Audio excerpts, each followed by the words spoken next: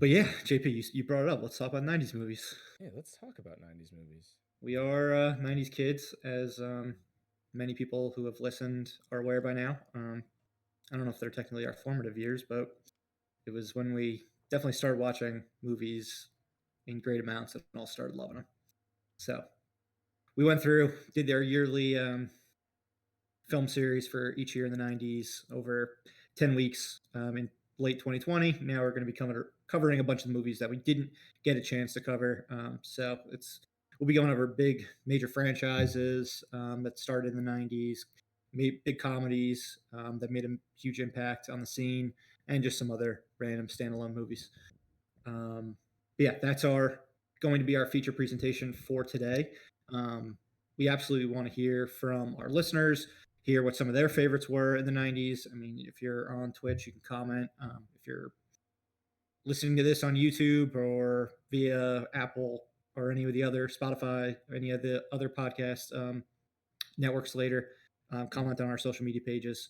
We want to hear you and what you love about whether they're guilty pleasures or movies that you think are underrated or just huge blockbusters.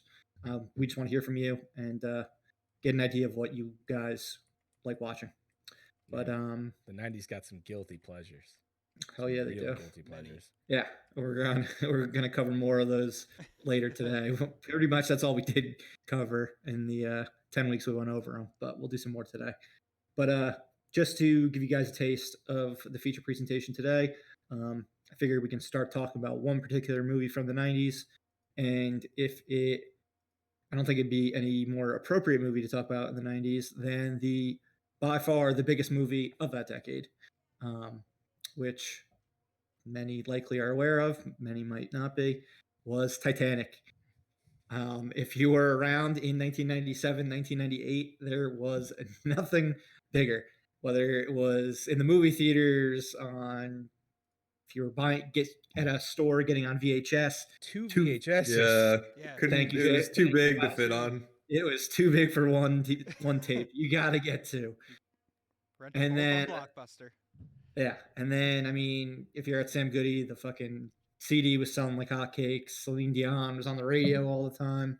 Leonardo DiCaprio is in all girls' bedrooms on like Tiger Beat magazine or whatever the hell was popular back in the 90s.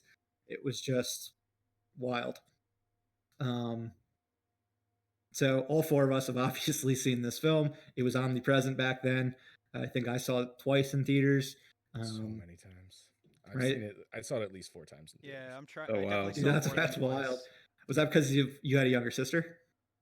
No, I don't think I ever saw it with my sister. You were just like, I gotta see Billy Zane.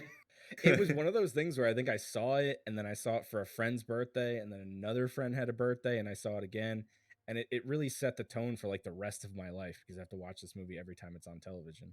Come to think of it, you were in Texas when it came out, weren't you? Yeah, I think you moved there like right before it came out. Yeah, I remember in particular. We were in 5th grade.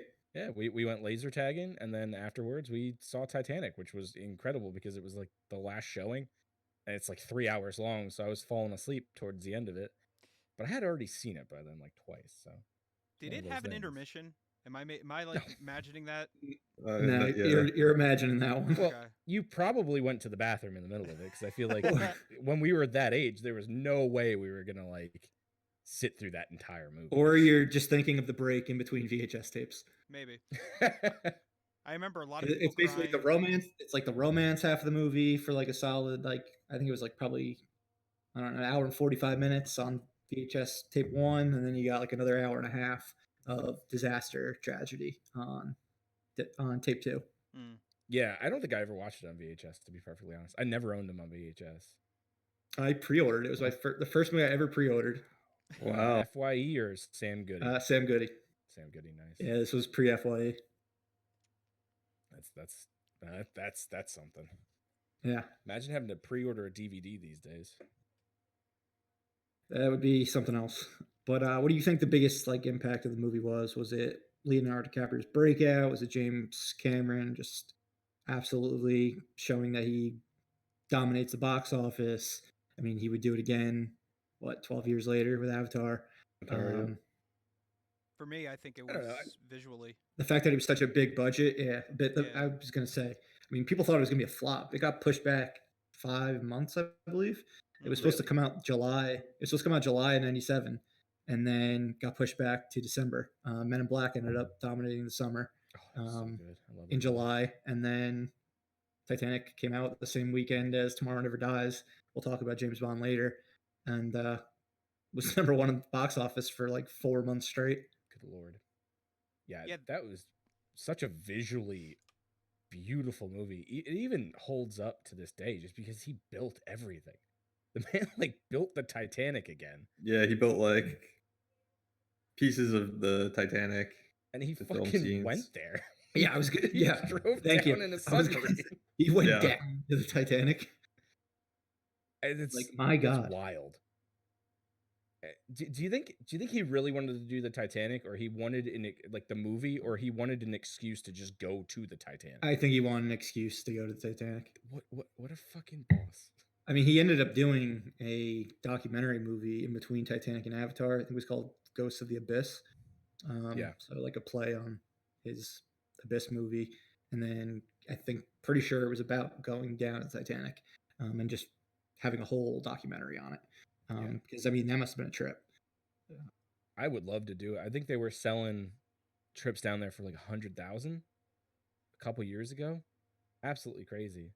Didn't you say recently that it's starting to like break and stuff? Like it's only gonna be possible. Apart. It's only gonna be possible to go down there for so much longer. No, I think it'll still be there, but a lot of the cooler stuff that you can go see, I guess, inside of it with the remote stuff is, I don't really know, honestly. I saw something very recently about it. That whole story, just about how they found it too, is crazy because Ballard wasn't even looking for the Titanic, apparently. He was looking for a crashed nuclear sub, and he was allotted the whole time. And they're like, when you're done finding our sub, you can go find the Titanic or something. And he found the Titanic in 2 days, but it technically took him 100 because he was looking for the sub. It's crazy. If you look it up, it's the whole stuff with Ballard's nuts. But I love that movie. I love everything about the Titanic. Yeah, I mean, I'm still waiting for Titanic 2. They teased that at the MTV Movie Awards in like 1998, and with Ben Stiller, and still haven't gotten it.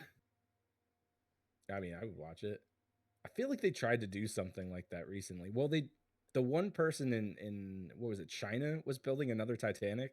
Yeah, like part for part. So yeah, I think it would have actually like sailed by now if it wasn't for COVID. Yeah, they also bankrupted 4 or 5 times, I think, while doing it. But when you look at the size of the Titanic compared to a real cruise ship, it's not going to be like a really fun time. Titanic was tiny compared to cruise ships these days. Yeah, it was big for the time, but now cruise ships are way bigger. Yeah, it's still frightening. Yeah, for sure. To me, the biggest thing that came out of Titanic was like a bunch of people putting their hands stretched out on the front of a boat, saying they're the king of the world. Saying they're the king of the world. I feel like that. Just like people still fucking do it on cruise ships, and it's like, dude, do any of you guys remember when James Cameron won the Oscar for, I guess it was for Best Director, for Titanic, and he like went up there and he's like, I'm the king of the world, like holding out his Oscar. It was fucking cringe, like to the next level. I feel like he doesn't talk after that anymore. He barely says anything anymore. If he does say something, it's usually like some fucking outlandish thing. Yeah. He had that one line in Entourage when she was asking him all the questions. He said, I just wanted to make teenage girls cry. And he successfully did that. Yeah. He made a lot of people cry, just in general. It's just such a tense movie. Because Yeah. everything's so happy, and you know exactly what's going to happen, but you think maybe it won't, and then it does. Oh. Great movie. Yeah, I mean, he did a lot of really groundbreaking things visually, and with his filmmaking technique for that movie. Yeah, I mean, they built like a whole tank. Yep. To film it in. It was like another step above like what he did for The Abyss. Like The Abyss was groundbreaking in its own way with the special effects, and this kind of did something very similar. What, like 10 years later, I guess. Mm-hmm. Yeah, about 10 years later. The studio had to be so nervous. Like you're building Cameron's spending money like left and right for a movie about like the Titanic.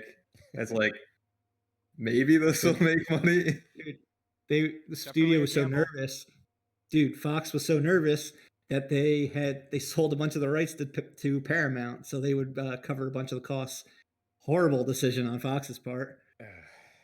He's like, hear me out. I have this whole subplot with Bill Paxton too that I'm gonna throw in here, and you're gonna love it. Just because I love Bill Paxton and he's in all my movies, and we Hell couldn't yeah. fit him into the 1912 scenery or whatever it is. Oh yeah, I guess Bill Paxton's a modern day man.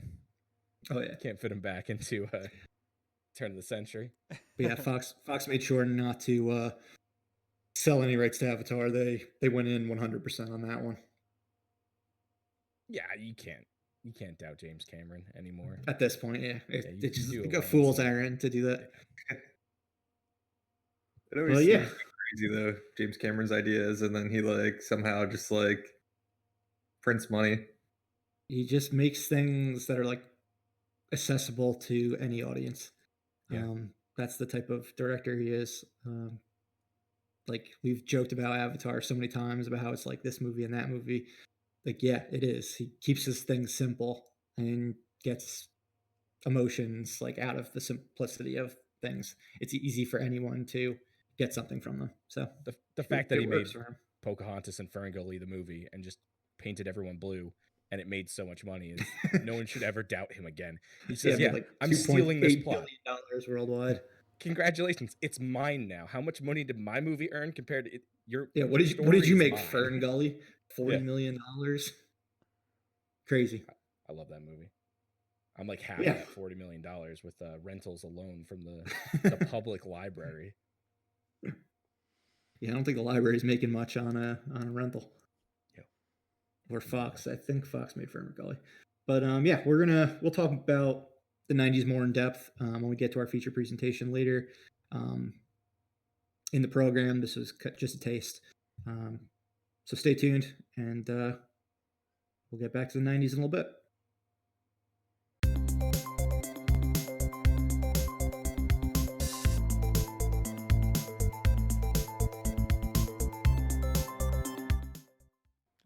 Welcome to Live Breathe Film, episode 30. You're here with Corey, Doug, JP, and Murph. Thanks as always for joining us. Before we get into our main topic for today, let's run through some news and what we watched over this past week. All right, a few things for news today.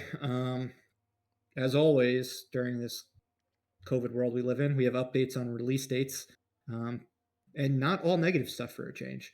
Actually, some surprisingly good news. We have Godzilla versus Kong. This one was supposed to be dropping around Memorial Day in late May. It's now coming out March 26th, so moved up 2 months. It's one that's already been pushed back multiple times. So the fact that it's actually coming out early at this point is pretty awesome. When we see a trailer, I don't know. It seems like because it's streaming theatrical, they don't need to do trailers as early as they used to. So maybe we'll get one around like the Super Bowl or maybe even after that. Is this HBO Max? Yeah. Yep. Yeah, because we talked last week about that Legendary and Warner Brothers. So made the deal so it can be theatrical and HBO Max simultaneously. Nice. Did you guys catch the HBO Max trailer where they showed like There's a new one, right? Yeah, just like a very quick snip of Godzilla vs Kong, where you could actually see Godzilla and Kong like standing next to each other. Yeah, like Kong, facing off. you were right.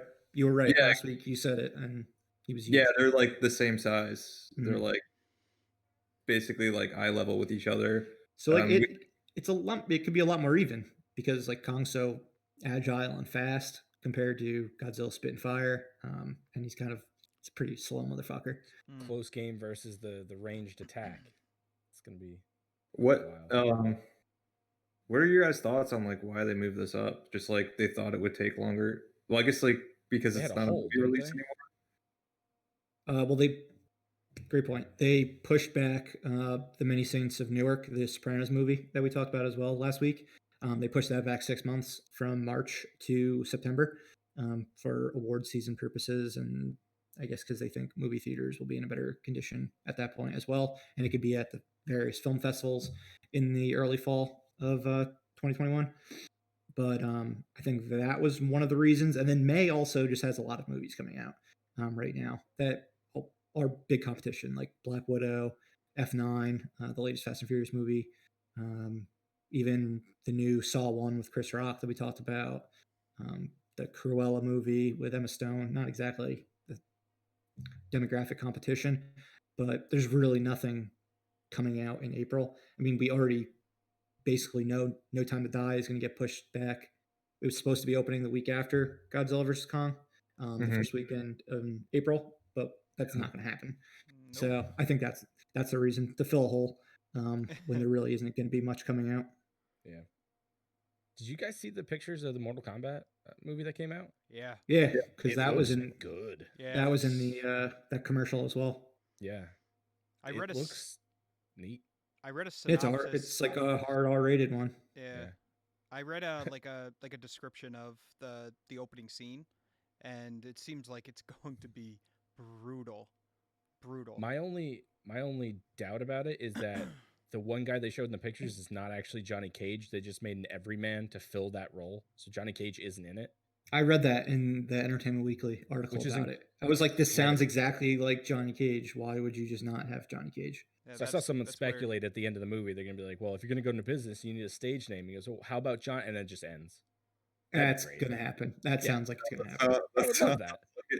That's like we're talking earlier about another movie and how so many things make sense. Like it. But then it Why won't, wouldn't yeah. you just do this? But yeah, hopefully this is a scenario where they actually do it. Yeah. I watched the end of Mortal Kombat 1 and the beginning of Mortal Kombat 2 the other day because it was on television. And we finished Mortal Kombat 1. My mom was my wife goes, what the fuck was that movie we I was just like, watched? why were you watching Mortal Kombat with my mom? I was just like, it's Did you Mortal mean to say Kombat. this was like 20 years ago? Yeah. No. It's like, Fuck, it's even Mortal like Kombat. it would have been a like fucking movie. 25 years ago now. Yeah, it would Yeah. have been a long time ago. But man, that second one, so fucking bad. Yeah, Yeah. it's horrendous. And they changed Johnny Cage actors, and it was a big downgrade. And they changed Sonya Sonya Blade, Blade. too, and Yeah. Raiden becomes Markham. Yep. And they killed Johnny They Cage. killed Johnny first scene. Cage. In the first Yeah. like 3 minutes of the movie. Dude, I Yeah. remember sneaking when we saw this one in theaters, walking out, and this was the days where movie theaters were so crowded. You'd be online for like 20 minutes to get popcorn. So like I ended up watching a bunch of Starship Troopers while waiting online because like the door was open. Should have just saw that movie instead. Yikes. Yeah. Mortal But Kombat, though, I'm excited. yeah. So that one drops in April on HBO Max and in theaters. So we'll talk more about it when the trailer comes out, hopefully soon. Then one last release date update. Chris Pratt's latest movie, The Tomorrow Wars, or The Tomorrow War. It was supposed to be coming out in July in theaters. It's a Paramount movie. They're selling it to Prime Video, so it'll be on Amazon for free. They ponied up $200 million, I believe, for it. So, Wow. yeah, huge amount.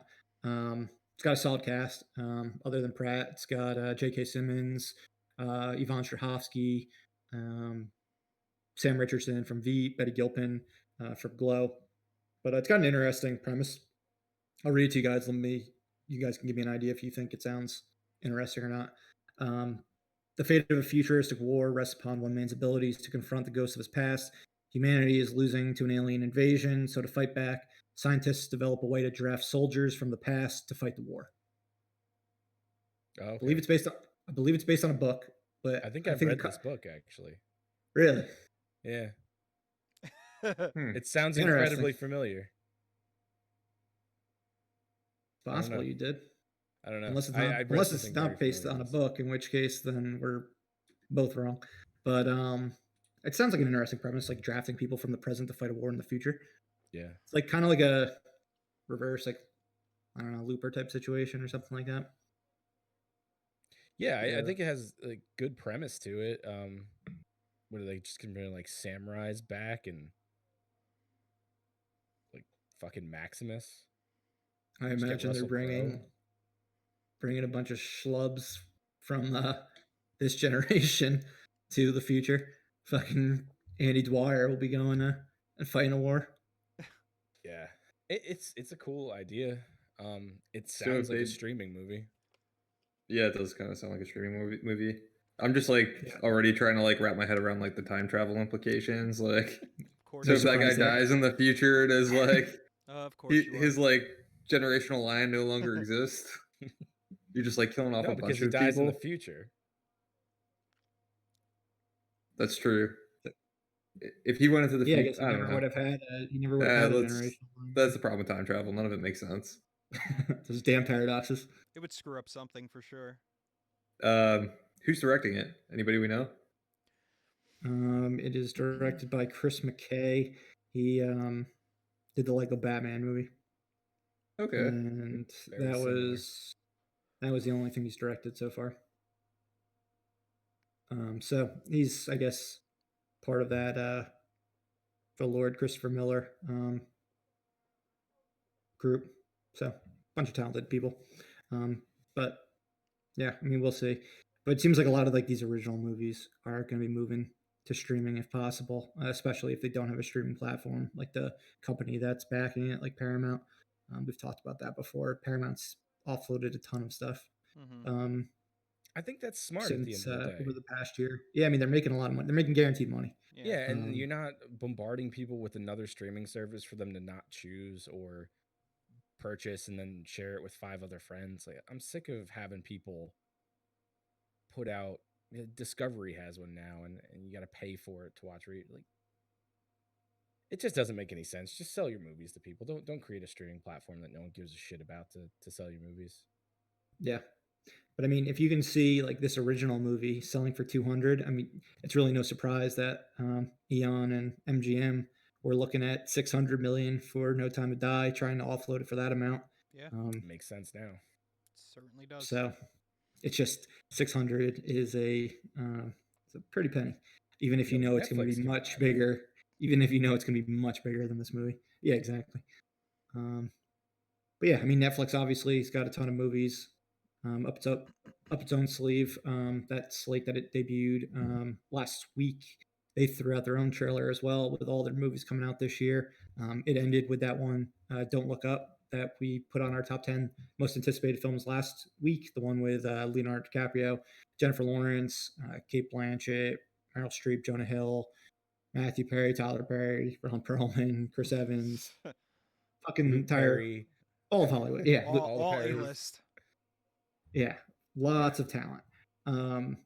We all now this week, David O. Russell announced his cast for his new movie, which also has Insane. tons Yeah, of it's a list. talent. So I want to get your opinions on which cast you think is better overall, the Don't Look Up cast or this untitled movie from David O. Russell. I think this And is I'll more run through. impressive. All right. Well, I'll run through let's go everyone through just this. for a refresher, and then get your feedback. So this one, again, we have no idea what it's about or anything like that, but it's starring Christian Bale, Margot Robbie, John David Washington, Rami Malek, Zoe Saldana, Robert De Niro, Anya Taylor-Joy, Chris Rock, Mike Myers, Michael Shannon, Timothy Olyphant, Alessandra Nivola, Andrea Riseborough, and Matthias Schoenaerts. I don't know how to say his Good last luck. name. Yeah, exactly. He was in Schoenaerts. Red Sparrow. He was the bad guy. He was good in it. But which one do you think is better? I mean, this is like a Once Upon a Time in Hollywood cast, like a Don't Look Up cast, just crazy people. I think I like Don't Look Up better just because when you look at the two leads, so you got Christian Bale and Margaret Robbie in this one. I feel like Margaret Robbie is the stronger of the two there. I'm not a huge Christian Bale guy anymore. He does weird shit. I think I'm picking Leo over Christian Bale, and I'm thinking Margot Robbie just edges out Jennifer Lawrence, but not enough to make me be on board with this one. I think I'm still going Don't Look Up, but it's a crazy cast. Yeah. Okay. Sorry. Go ahead. No, Corey. I was just going to say we already got Corey's. You were saying, yeah, I'm on the David O. Russell camp. I think I agree with JP in that like the two main leads are stronger and Don't Look Up, but I think like overall, just like this David O. Russell movie just has like a higher caliber like supporting cast. It's De Niro, isn't it? You got De Niro. You got Because that's a John big David name right in the middle Washington. there. Michael Shannon. Yeah, Michael Shannon, Timothy Olyphant. It's just like it's got like you just go down the list and it's Chris like all Rock? super strong. It is crazy though how the like cast stacks up one to one. Yeah. Like JP was talking about, like Leo versus Christian Bale, Margot Robbie versus Jennifer Lawrence, Meryl Streep versus Robert De Niro. Like it's just, and then you've got young talent with John David Washington versus Timothy Chalamet. Like it's crazy, like how they go up against each other. I think I would probably lean very slightly towards Don't Look Up, mostly for the top of the list. I do agree with Corey and Doug that the bottom half of the David R. Russell movie sounds better, but it's You're tough. rolling the dice because you It's don't know tough how to much they're top. going to be in it. It's tough to top Leonardo DiCaprio, Jennifer Lawrence, Meryl Streep, Yeah. as the 1, 2, 3. So I think I have to go with that one because I mean you're still getting Jonah Hill, Kate Blanchett, Timothy Chalamet, Chris Evans as your next tier, which is Pretty damn good. Yeah, it's a good second tier. You summed it up. But yeah, both these movies, man, I hope they're both coming out this year now, because that'd be 2 movies with major A-list talent coming out. Yeah, I'd like to know what this is about. Yeah, I was gonna ask. Yeah. There's no indication about what Like it's about. It's like a super secretive project. They've been filming this. Yeah, they started filming. God, what is with movie like companies just closing it down? I don't know. I mean, I a few of want them have been. spoilers. I want leaks. Yeah, a few of them were attached for a while. Michael B. Jordan was originally actually supposed to be the John David Washington role, but then he had to drop out for something else, and John David Washington jumped in. But then, yeah, they just announced like fucking everyone else in like 2 roll calls over the past week. That's out of this world. Yeah. And then our last section of news is all related to the MCU. We'll start with Chris Evans again, since we were just talking about him in Don't Look Up. But there are rumors, and from major publications like Deadline, Hollywood, that he's coming back as Captain America, or he's incredibly close to closing in on signing up for like 2 more movies. They wouldn't be Captain America movies. It would be something similar to like Robert Downey Jr., how he was kind of like a co-lead in Civil War, and then also had a pretty big role in Spider-Man Homecoming. Granted, they were like a pretty big role in the fact that his character was important, but it seemed like he probably shot his role in 2 days for Spider-Man. Yeah. He was completely away from everyone else and just like doing his own thing for the most part. Yeah. But what do you guys think? Chris Evans did say, "This is news to me." Like he put that on Twitter. But that is the type of thing people say before they officially announce something. Yeah. Captain America. We've seen it a million times before. Yeah. A, do you think he's doing it? And B, are you happy he's doing it based on how his storyline ended with Endgame? I mean, it makes sense. I mean, the only thing is that it would have to be done in a way where it doesn't tarnish how his story ended in Endgame, which I'm confident that they came up with something, that made sense. Some type of co-star role, kind of building on whatever they're going to be doing in the future. But yeah, I mean, I'm all for it. Who doesn't want to see more Captain America? So it's like Chris Evans. I guess the counter like that it tarnishes the ending a little bit is that like you could still make that his ending, like we saw his ending. Yeah. But there was like this whole middle gap from like when he left in Endgame to when we see Old Man Cap, where you could use that Captain America and still say like that's the way his story ends. Yeah. But here's how we're gonna fill in like what he was up to. I mean, assuming he can't dance with Peggy for 40 years or however long he was. That's all he does. He just stays in that fucking house and dances. It's like fucking 80 years. He tries to leave. She says, "Get back in the fucking house and keep dancing." Assuming that he was like up to something else. No, he doesn't leave the house for 40 years. Yeah, I imagine That's why he's sitting on the bench, because he just knows how to sit now. Did Old Man He's Cap tired. die? Was he No. in that? Was he in that in memoriam segment at the beginning of Far From Home? Or no. Or did they just? think Or so. it was young Cap, and they just don't know what happened to him, so they assume he's dead. He's in the segment. I just don't remember if he's old or young. You'd have to assume that they think he's dead, because he probably didn't wander around for 60 years, 80 years at that point, being like, hey, I'm Captain America. I'm back. I was gone, but now I'm back again. So he's probably, you'd have to imagine he was pretty covert back in the past. Mm-hmm. So they just assumed Yeah, he 'cause died. I believe that segment was Tony Stark, Steve Rogers, Natasha Romanoff, and Vision. Yeah, with a heavy emphasis on Tony. Tony. But yeah, I couldn't remember whether he was the older, young version. But how do they do this? If they're going to go strictly past Cap, we got to have some weird movie that's a flashback. Does he or change something? Does he change life events? Like, does he He could change presume- save Bucky? Can't he still time travel or no? I mean, if he's in the No, past, like he could go just find. lived his whole life. No, they gave up he returned the time stone, right? He returned it to They didn't use the time stone. In the I mean, I time suppose he travel, could though. go Yeah, they steal use it that. again. They use that machine. He can go find Senior Stark and figure out a way to Pin, time travel whatever again. he needs. He's gonna burst into Stark's yeah, office. but he went. Tony, I gotta go back to the future. One of the There things you he go. was gonna do when he went back was return the stone to I forgot her name. Yeah, but the time stone wasn't responsible for time travel, right? Tony just invented time travel. He No, did invent time I travel. mean, He was on a toilet and Yeah. he fell, Yeah, and that's it when had he came up nothing with to- flux capacitor. he had a nice poop one He hit day, his and he head. just like time travel. There you go. I They mean, could do like Cap Sorry, can you just go. No, I don't think I will, and just go back to the future again. they could do like some sort of dope, like old school team up movie where you can have like Hank Pym, Howard Stark, Peggy, Cap. Pulp movie.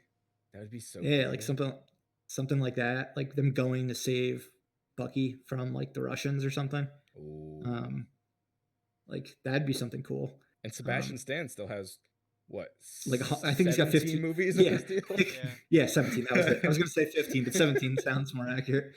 yeah, I feel like one of these, if there's multiple projects, one of them is probably going to be some sort of like period film with him and some other characters in a certain time period in the MCU.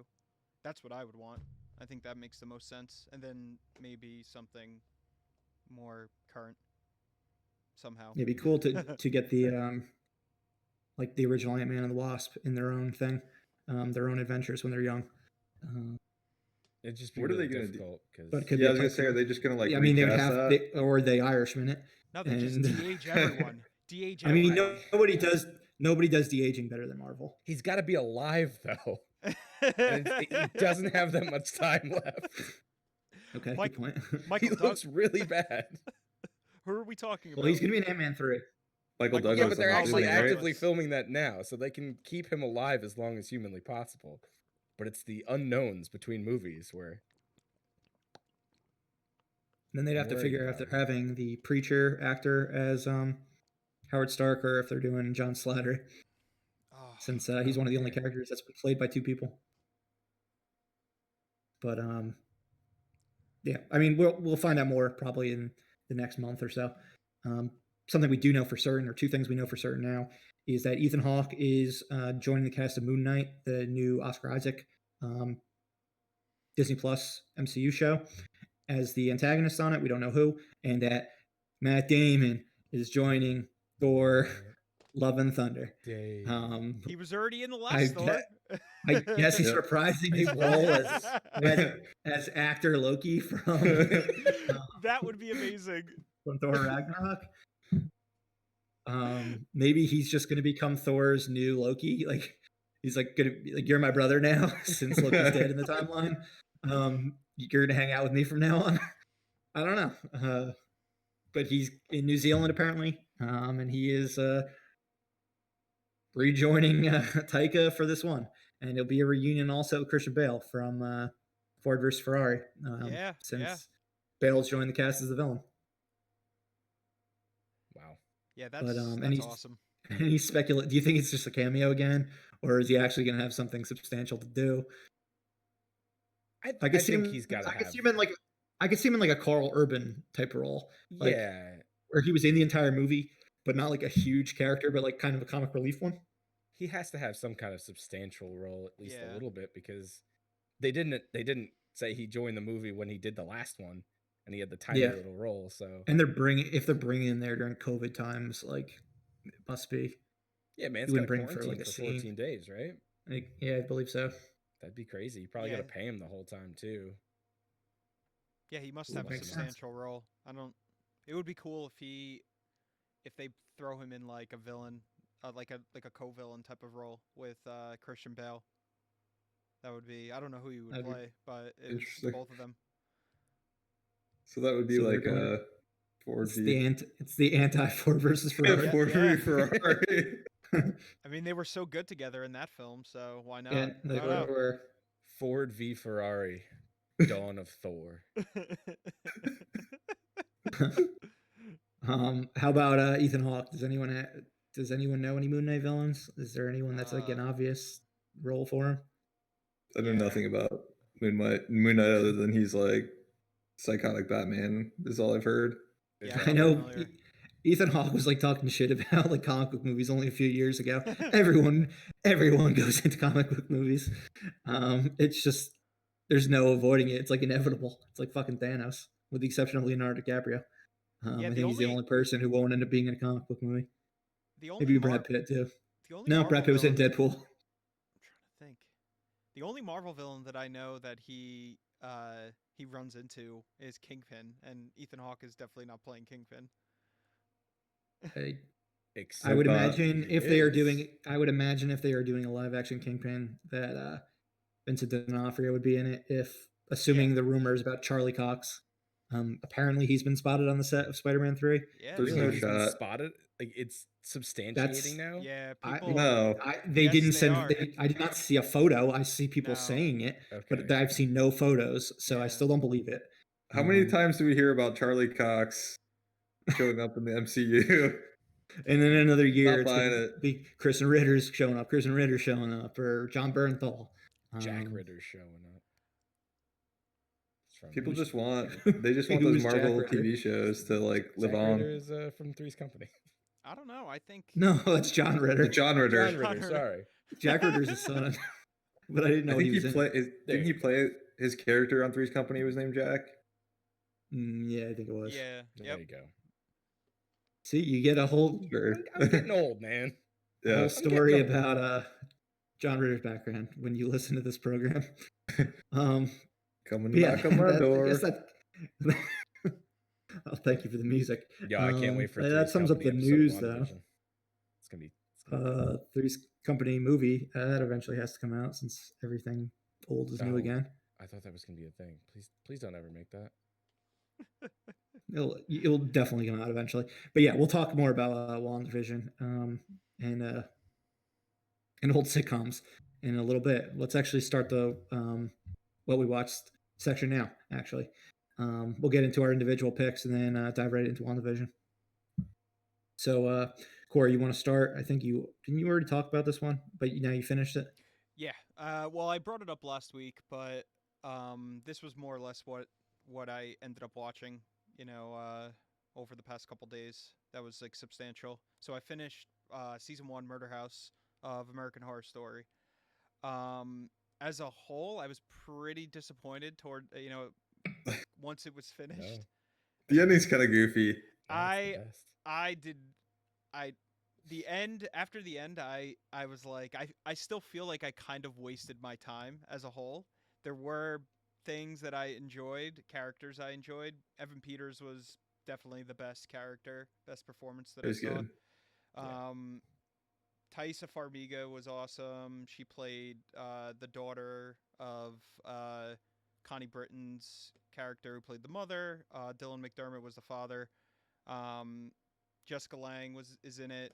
Like Yep. all the acting was incredibly strong, but the characters, most of them, started to annoy the shit out of me because, especially the parents, they were so stupid. Like they were just so focused on each other throughout the whole season that they didn't realize what the hell was going on around them. Uh, and it just the way that it ended, it was just so goofy. As like Doug said, it was. I'm not going to spoil it if anyone who's listening hasn't seen it. Um, but I was disappointed in the end. I'm not going to stop watching the show. I want to watch all the seasons. You Um, probably should though. Probably should. No, I think there's a couple good seasons Yeah, of I mean, American Horror Story. I know the ones that are apparently not great, but I still want to see them because there's a couple that I'm interested in. So I'll probably start up with Asylum soon because that's the next one. Okay. Even though I'm not interested in that one. I want to watch Coven, which I think is season 3. Yeah, I thought Coven was fun. I don't think JP likes Coven, but I stopped after Asylum. Oh, okay. I don't even think I finished Asylum, to be perfectly honest. Mm. I liked the first season. I mean, let me ask you something, Corey. Out of all the haunted house movies you've watched, and I know you've watched a lot of them, are there any where the parents actually realize what the fuck's going on until it's too late? I feel like that's just a classic trope of every haunted house movie. It was. It's like, oh my god, there's plates flying around everywhere, but my kid's an asshole and my husband hates me. And then the walls are bleeding and their kids are floating around and shit. And they're like, well, I guess this house is haunted. We probably should have moved. I guess a lot of it is because this was over 10 hours instead of it being 90 minutes. So it lost its luster very quickly, and I just didn't think those two characters were that interesting. I just thought that were in like I just thought that they were in a loop with each other, like trying to figure out, if they were going to get divorced or not, and their marriage, their relationship, their daughter, and all this other shit is happening around them, and you as the viewer are very confused with everything. I mean, throughout, like you're learning bits and pieces about the house and the inhabitants slowly, which was cool. But I started to just like lose interest with certain characters, especially those two. Yeah. I think I just took it as it was the house pitting them against each other the whole time. Yeah. And that's why it never really ended, that was kind of the point of their relationship gets worse. Yeah. And worse and worse, but then it gives them a little glimmer of hope, and then it gets worse again. I felt like that was just the house fucking with them the whole time. Mm-hmm. I really like this season, so I'm a little defensive about it. There were things that I liked. There were episodes that I liked, but as like the ending, I did not like, and that disappointed me because I was expecting like a huge, like really satisfying payoff, and there really wasn't for me. I didn't hate it. I find all the endings and like a lot of these, like the same thing with Hill House, Bly Manor, like because they drive this. What drives the story in a lot of these is like the mystery of it and like, oh, what's going on with the house, and like the mystery is like what makes everything like so like creepy and kind of puts you on edge. And then like once you know what's behind it all, which is where a lot of these shows get eventually, you're kind of like, oh, that's not that scary. Like now that I know what's going on. Yeah, and that's how I felt. Sorry. Yeah. No, that was my thought. It's just hard to build up a mystery over 15 episodes and give it a satisfying ending because you've invested so much time that the ending is never going to be satisfying. Mm-hmm. Now with you saying that, now it comes to mind that I think this season was 2 episodes too long because it was 12 episodes. I think it would have been better if it was 10, because it did seem drawn out in certain aspects. So that I don't know if that continues with the other seasons, if they're all like 12 episodes, but I think that it should have been cut down a little bit because the episodes were long. They're like an hour long, and I feel like for a television show, I mean, the teen shows, they do it all the time, where the seasons are like 26 episodes and they're an hour long. But I think for something like this, where the arc was basically one thing. Like there were a couple different side stories that were going on, but the main arc did not change. It was just, the trajectory of it kind of changed. So it kind of lost its luster for me by the end. And the ending, I was like, really? So, but great performances though. I think that was like the best thing I've ever seen Evan Peters in. Like I was very impressed with his performance. So, and that was a long time ago too. It's like 10 years ago, I think. So, I'll keep watching it and I'll report back on the other seasons. Cool. All right, Doug, what about you? I finally got around to finishing Cobra Kai season 1. Yeah. Cobra Kai, Cobra Kai, Cobra Kai. It was a big achievement. It's a pretty good show. Like it's not like mind blowing. I don't think anyone ever like said it was gonna be like mind blowingly good, but it's like it's feel good. It's so yeah, much it's fun. feel good. It's comforting. It's like a Yeah. comfort food. It's like it has any right to be. yeah, for sure. For what it Without is, a it doubt. definitely does. There's things that like kind of annoy me still about the show. One of them being The soap opera-ness. yeah, and like the plot is driven by nobody knowing how to communicate with each other. It's just like Johnny's mad at Danny, but like if they just like Johnny just said why he was mad, they would like he would realize that it was a misunderstanding and they would talk it out and everything would be okay. But that doesn't happen. They just blow up at each other But that's and get mad and like this is war, and then it just like it reverses and it just Yeah. kind of like flips back and forth, and it's just like you guys like just fucking talk. But that's Just the like soap say why you're operas, mad, and like the whole thing gets resolved like immediately. Because like neither one of them both- are like bad people, No, they're just And- hotheads. but like that's basically it is it's two hotheads that like don't know how to use their words, Yeah, exactly. and so they just go out with like it's like just like an all out war. Yeah. But it's fun. It's fun. I like a lot of the characters. I don't know like if the characters that I'm relating to or like feel bad about, I'm supposed to feel bad. Like I don't know where the show's trying to drive me towards, or if it isn't. But like everyone's in a shade of gray. Like it doesn't really push one character as the that's hero. what's interesting about it. And so like I really like Miguel, and I feel like Miguel got like kind of like a raw shake on this like whole season 1 storyline. And I'm like, I don't know if Miguel, like, am I supposed to like him, or is he supposed to be the villain? Like, I'm worried I'm going down, like, he's going to be Walter White. You're going down. You're fine, Doug. Since Doug thought Walter White was the hero through the series finale. Wait, I've been rooting for the bad guy this whole time? He needed fucking Bryan Cranston to spell it out for him in the series finale that he was the bad guy. Yeah. I'm like, I don't know that I like him anymore. Yeah, no, I don't. So I'm a little nervous about where they're going with Miguel's character, but I still like him. And just like the only other thing I'd say about this is I caught that they're not filming it all in California because macaroni salad gets taken out and it's clearly from Publix supermarkets. Wow. And that's in like Georgia, that's in like Georgia, Florida, it's like the southeast.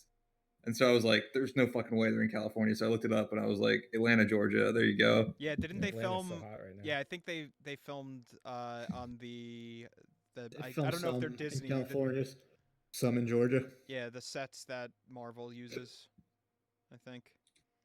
Interesting. Yeah, I mean, like when they start to do like the training and stuff too, it's like, you guys, like, it, like very clearly isn't California anymore. It's weird. Yeah, I don't never know. picked up on that. So what do you I think guess of like the- once you know, Yeah, I don't know Publix foods by sight. by their containers? Yeah. Yeah. So what do you think of the end of the season with the tournament, Kreese coming back and everything? I think it would have been more impactful had I not known that he comes back. Probably. Makes sense. Yeah. Since we've just been talking about Kreese like in a lot for the past year. Yeah. So he like shows up and it's supposed to be this big reveal, and I'm like, oh yeah, those waiting for you to show up. But you didn't know he shows up at the last episode of season 1. Yeah. Yeah, That's true. Like we've talked about Martin Cove more in the past year of our lives, and probably the rest of it combined. Probably. Yeah. So what But did you yeah, think? That's pretty in good. the tournament, I know you texted me that you weren't a fan of Robbie, so I guess you probably liked how the tournament ended. I mean, I felt bad for Johnny because Johnny was trying to like tell his kids to stop being douchebags, and they went and continued to be douchebags. Although that's partially, I guess, his fault because he trained them to be douchebags. But yeah, I mean, it was fine with the way the fight went down. I mean, it was. I thought I knew that like I knew it was gonna go that way. Yeah. All So right. Well, you're, I'm guessing, gonna continue with season 2 pretty soon. yeah, I might as well just kind of keep pushing Yeah. through. And Keep I mean, it's on such like keep an going. easy. It's such an easy like thing to just sit down and watch like 4 or 5 episodes. Exactly. It's like a movie. All right. Well, So we look forward to talking about it again as you get further along in the show. sounds good. JP, what movie did you watch?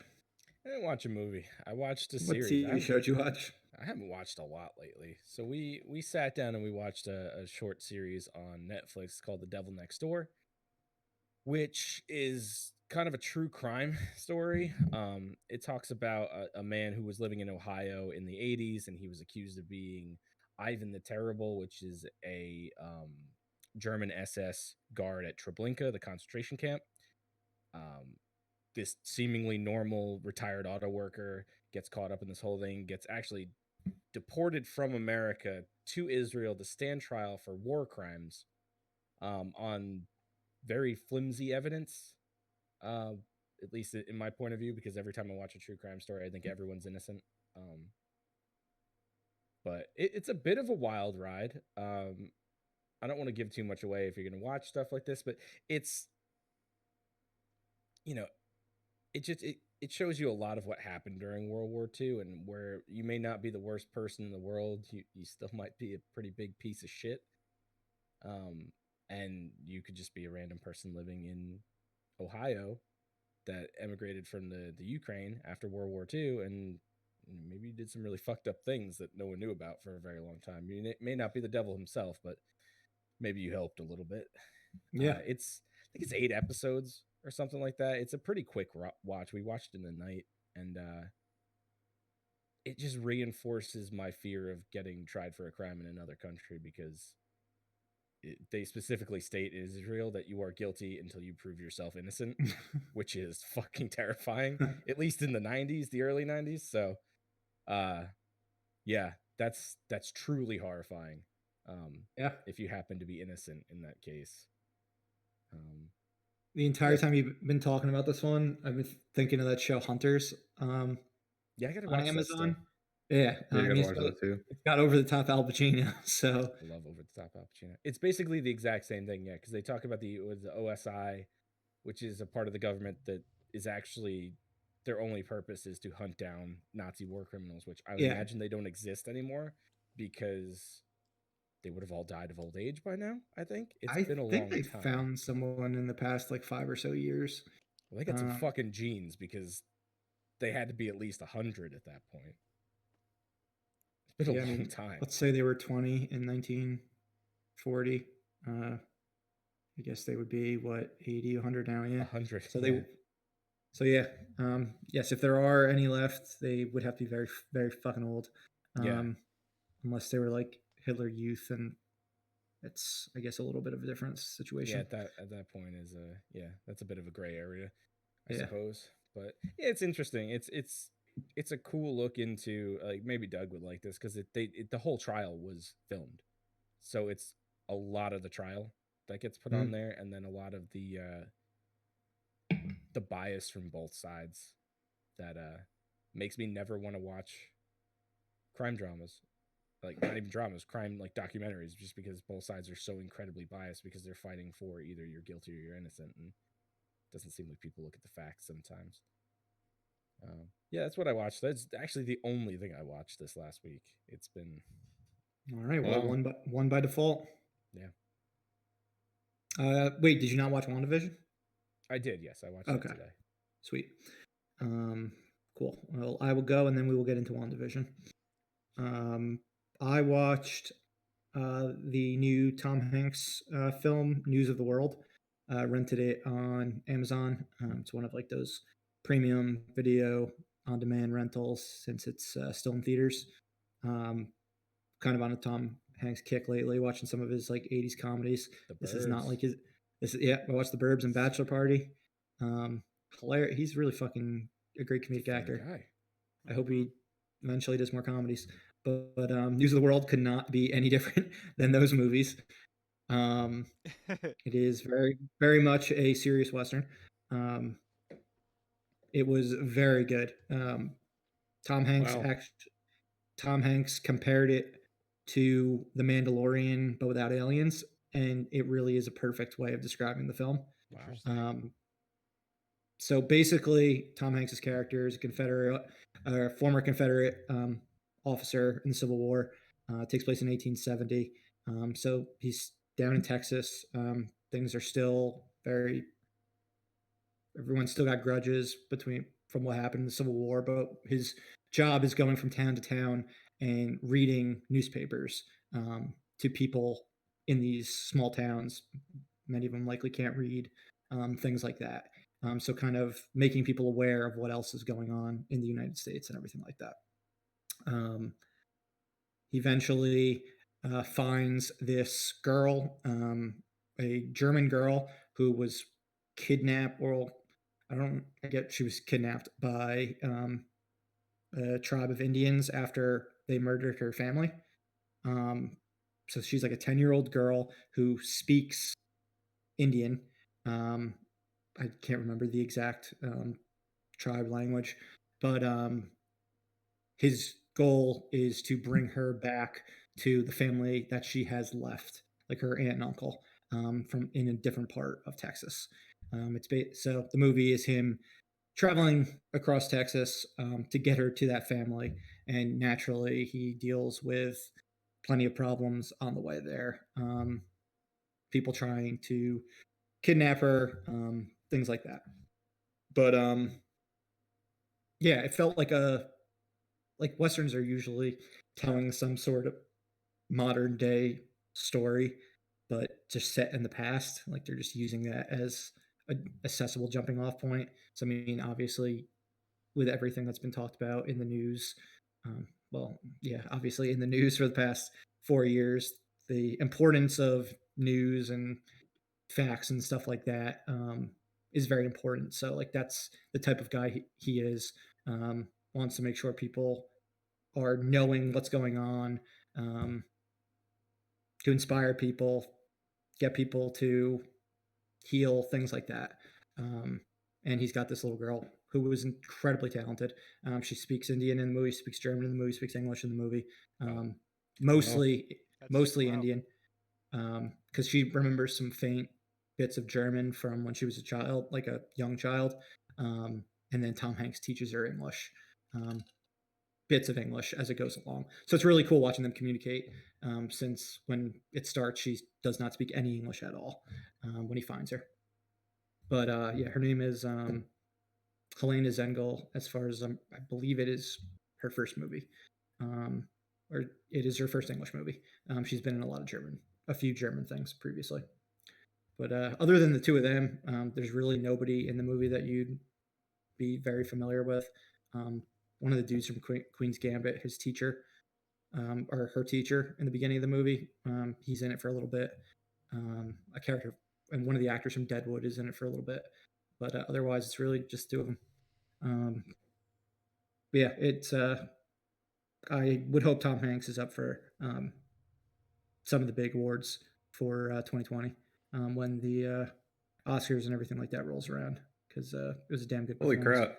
You thought it was Oscar worthy, Hanks? Yeah. Wow. Yeah, That's this pretty is crazy. That's high praise. this one I'm gonna Yeah, definitely check out. The dude, Paul Greengrass, directed it. So he directed him previously in Captain Phillips. Yep.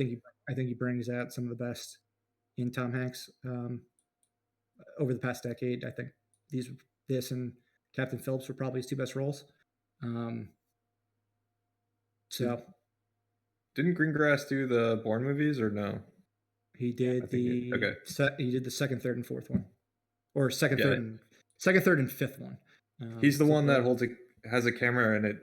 He does the it's like- he was the one who's doing the shaky cam. You like can't see any of it. There's no shaky cam in this one. So he's gotten rid of that technique. That's good, because I was like, I think there's fighting going on in the Bourne movie, but the camera, I can't see what's going on. So Exactly. Yeah, so you'll be happy to know that is not an issue in this movie. When there are gunfights, it is very clear what is happening throughout the scenes. And is this rental pricing like the $4 or $5 rental, or is it like it's the $20? It's a $20 rental. Since it opened only on Christmas in theaters, and it's still in theaters. But all right, so maybe in another month when it comes out on real rental. Yeah, I mean, it'll be on. I'm sure it'll be out on like a real rental price, like a $5 rental price before like the Academy Awards and stuff. So you could always check it out in a couple months. Yeah, cool. All right, WandaVision. So we got the first two episodes. The first one was like a 50s Dick Van Dyke Show episode, and the second one was a 60s Bewitched style episode. What did you guys think? Did you like the tone of the show? It didn't really tell us much about what's going on, why they're in these TV show like settings. We know that something's going on with Wanda, or someone's trying to reach her, but that's really it. I loved a lot of the Easter eggs. Like there were some random Easter eggs that I saw, or things that Wanda said throughout the show. Like she made a comment where she was like, "My husband has a really hard head," or something like that. Yeah. Indestructible head. Indestructible head. Yeah. I mean, there was a bunch of things that that I really enjoyed, just like Easter eggs. Stuff with the neighbor, kind of alluding to who she is, that I kind of picked up on. But yeah, I mean, I thought it was really well done. I'm interested to see like where it goes from here, like how it's going to tie into everything in the MCU. Catherine Hahn's hilarious in this. She's from the first two great. episodes alone. Yeah, she's great. Yeah. She fits into that environment perfectly, along with Paul Bettany and Elizabeth Olsen. All three of them are just perfect for I thought they all 50s nailed and it. 60s. Like the tone. They had so much fun. They seemed like they just like clicked and had so much fun together, or however long they took to film the show. Yeah. I love how her accent is completely gone now. Yeah, I was exactly. thinking about that. Now she's this episode when they're that's the traditional Sokovian accent. Yeah, they say, "Oh, she's from Sokovia." I said, "I forgot she's from Europe." She's just slowly been eliminating this accent the whole time. You know where this takes place? New Jersey, right? Yeah. Really? Up in Bergen County. Yeah, it's supposed to be. Hackensack. Oh yeah, they mentioned Hackensack. Yeah. In the comic book, it takes place in Leona, I believe, which is up in Bergen right County. Near. Yeah. Yep, Leonia. And this takes place in a fictional New Jersey town. That's fantastic. God knows what time. I loved the pacing of these episodes. I loved all the little things that they put in there. I love the commercials. The commercials were so good. Yeah, so those little things in there at the end of the episode too, to really show you that there's something else going on with the person that's sitting there watching the TV shows and taking notes. So it seems like maybe they have her somewhere, and she's doing all this. And how things are just sort of really go off the rails with that beekeeper at the end of the second episode. That was fucking horrifying. And with the sewer, the boss like dying in the first one, and Deborah Jo Rupp from that 70s show just like repeating the same thing over and over. It's simultaneously incredibly charming, but incredibly off-putting. Yeah. Something's definitely up. Yeah, something's askew. It was kind of like, I thought, like a pretty bold move by Marvel to be like, we're gonna take the first 2 episodes, which is all we're releasing to kind of start off this show and get people into it, and they're basically gonna, for the vast majority of it, be these full length sitcom episodes without really going like there wasn't really any action. I mean, No, outside of like there's no action. goofy for that time action. Like I remember like in the first episode, Wanda's like the plot line was like the boss is coming over and Wanda doesn't realize it and thinks like the husband's coming for an anniversary and there's miscommunication and hijinks ensue. And so she's like cooking a meal and like things are floating around but yeah, it was just like the whole thing I thought they did Yeah, a really imagine good being job. imagine being a kid and watching it. You're like, what the heck's going on? Like, this isn't anything like that Marvel's done before. These kids aren't even used to like Nick at Night shows like we were. No. So like at least we have like an understanding of these programs. But to kids, they're probably like, what is this? Yeah, This there's is a like whole foreign. generation that's completely lost on it. Like Yeah, and older people fucking are loving this. Oh, Yeah. bet, Like, yeah. And when you view it through the lens of this is MCU canon, it gets even stranger because you're sitting there watching the show and something's going to come out of this that's going to affect movies in the future, and it's just so weird and out there. Yeah, like it's which is- probably going to affect Doctor Strange too. Yeah, it's a huge gamble. It's like a huge, not a gamble, but like a huge roll of the dice. You have no fucking idea what's going to happen. I love it. Yeah, I think I know critics have seen the first 3 episodes. From my understanding, towards the end of episode 3, you're going to get more of an idea of what's actually going on. So I'm kind of surprised they didn't drop 1, 2, and 3 all at once. Kind of similar to how the boys dropped 3 episodes at once. Yeah. And at the end of episode 3, you kind of had an idea of where the season was going. But I feel like this is the type of show like 1 episode a week works perfectly. Like I don't. It doesn't seem like a binge show. Like I'm sure you can binge it just because you can binge anything, but each episode is so standalone so far. And next week will be the 70s and the Brady Bunch. Yeah, it's made in the style of a show that comes out every week, and yeah, it's smart. You want to know what was so cool when I just like when I turn on the episode and like you got the like first of all we saw like the Marvel intro, which we haven't seen in forever, like right? It's been like over a year since we've seen that intro. Yep. And then all of a sudden like the aspect ratio just kind of like slowly pulls in and you're just like, that's awesome. Yeah. Like I forgot like that the aspect ratio was gonna like change on me, and so just sitting like, there on his 4K TV, like this is so great. It's like, I bought this TV. What's happening? No. I have all this screen and I'm not able to watch it on it. And then I love when like it ends and it like slowly pulls like back out and just like it's super cool. The first episode did that so well when they pulled out and then it's full color HD, someone watching it. That wasn't I wasn't expecting that. Do we have any idea what kind of shows they're doing for like after Brady Bunch? Like, are they going to end up going like the mockumentary route for like the 2000s or 2010s?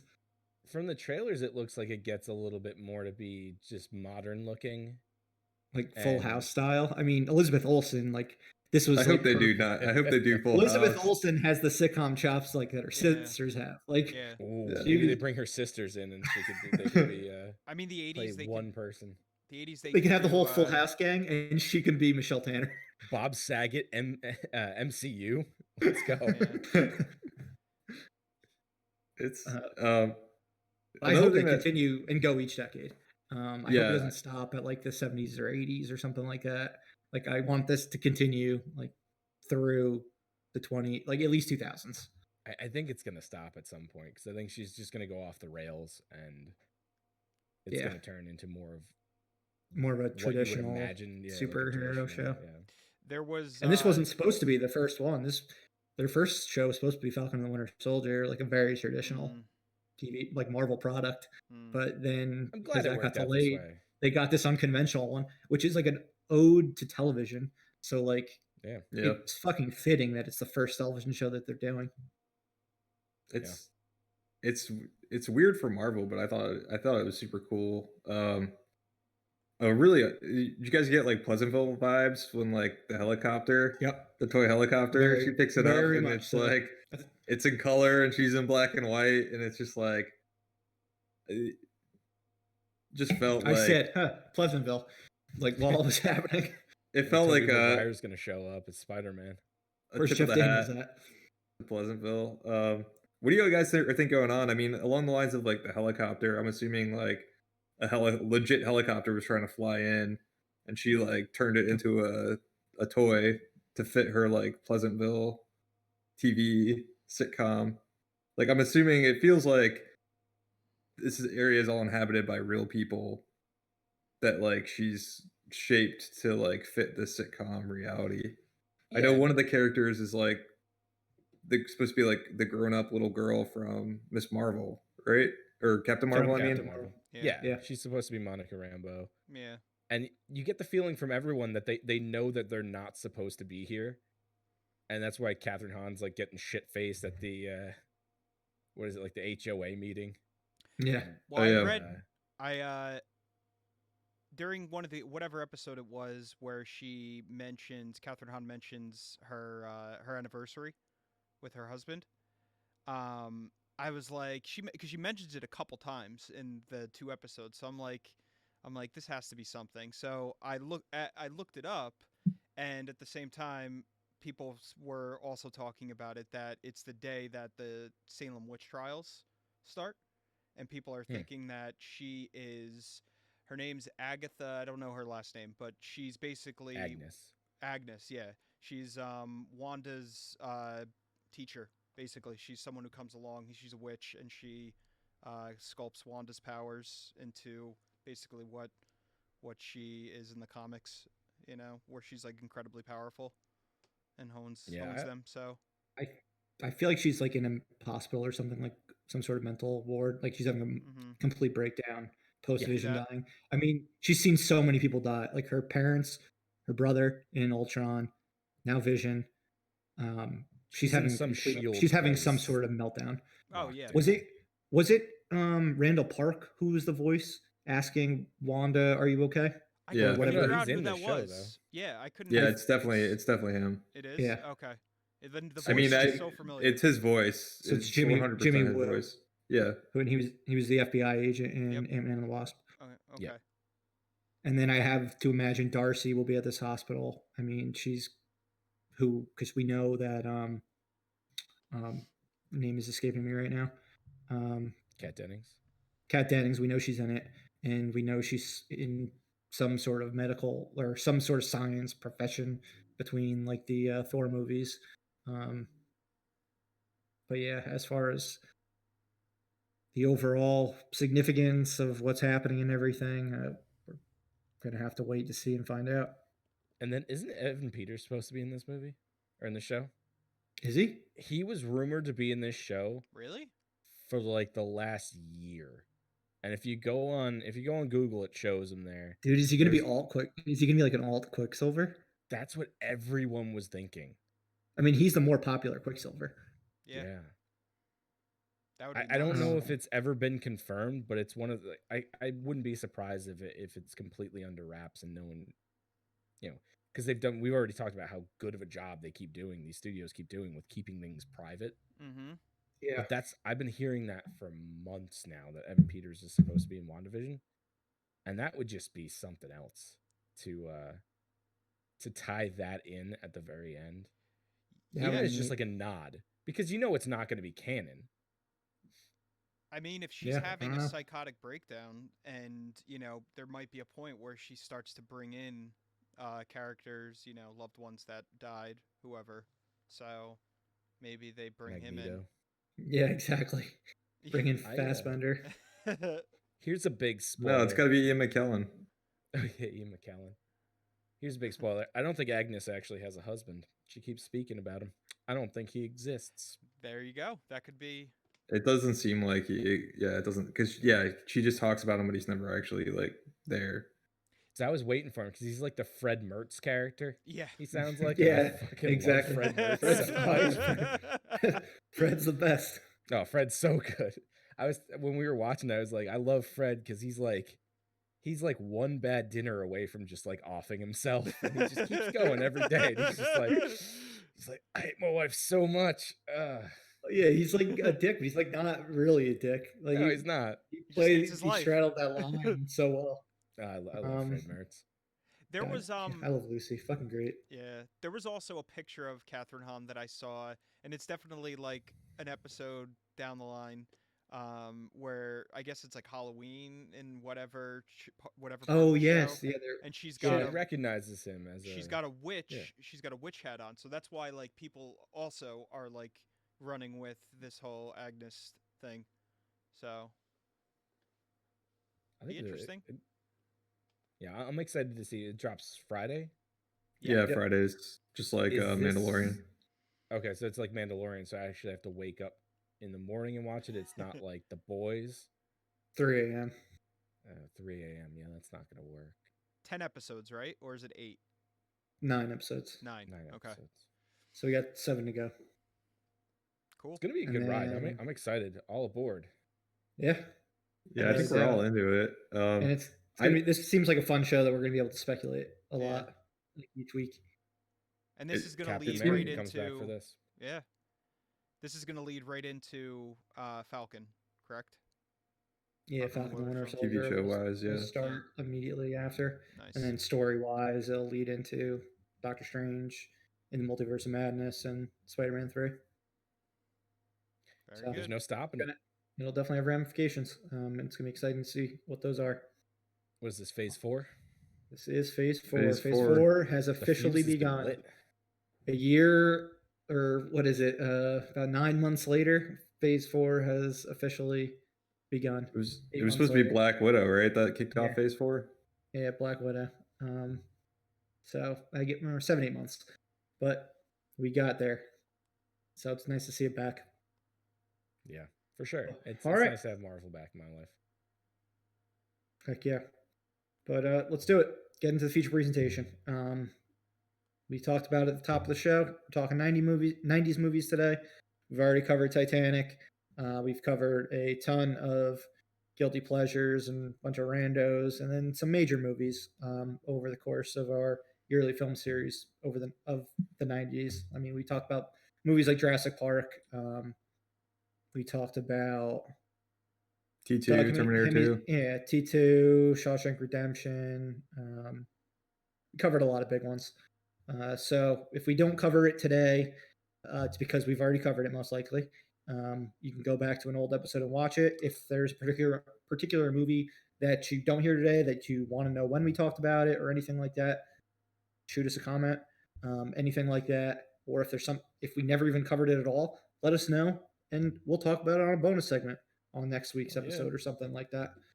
Because we're going to be continuing our yearly film series starting next week. We're going to be starting in the 2000s, but if there's something that we didn't get a chance to cover that you'd like us to, by all means, we'll be happy to.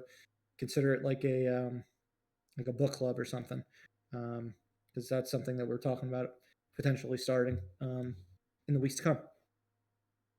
But as for the 90s, we'll talk franchises, comedies, and some other memorable films.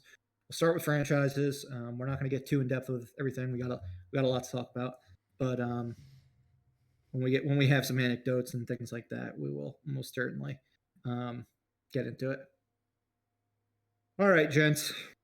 Let's get to the top of the decade or the bottom of the decade. Is it going to be the top or the bottom of the decade if I start with 1990? Is that the top? Yeah, I have no idea. It's whatever. I don't know. Yeah, I think you can You choose. just gotta own it, and then Starting Go at the with top it. of the decade, 1990. Something that we all loved when we were kids. I'm sure all of us had an insane amount of action figures. Likely anyone else that was a boy in the 90s had a ton as well. Teenage Mutant Ninja Turtles. Oh yeah, And the bus. This was, yeah. You I had the gotta bus, have too. bus. You gotta have the fucking compound that Shredder was at and everything. Mhm. With Bebop, Rocksteady, the whole gang. But yeah, Teenage Mutant Ninja Turtles, probably the first trilogy we have all seen, if I had to guess.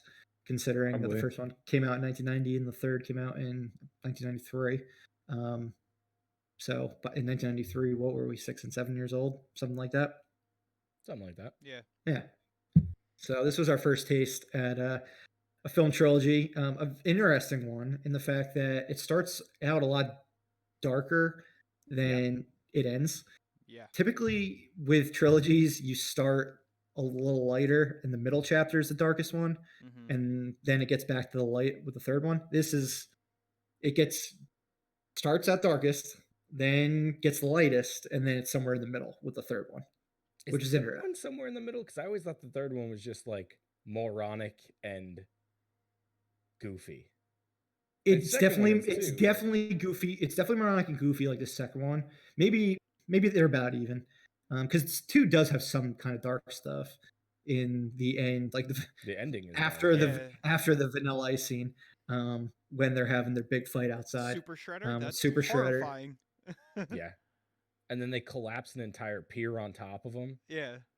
Both those movies end with like a gross murder of Shredder. The first one is just Casey Jones walks over to the garbage truck and just casually commits murder and just goes, oops. That's true.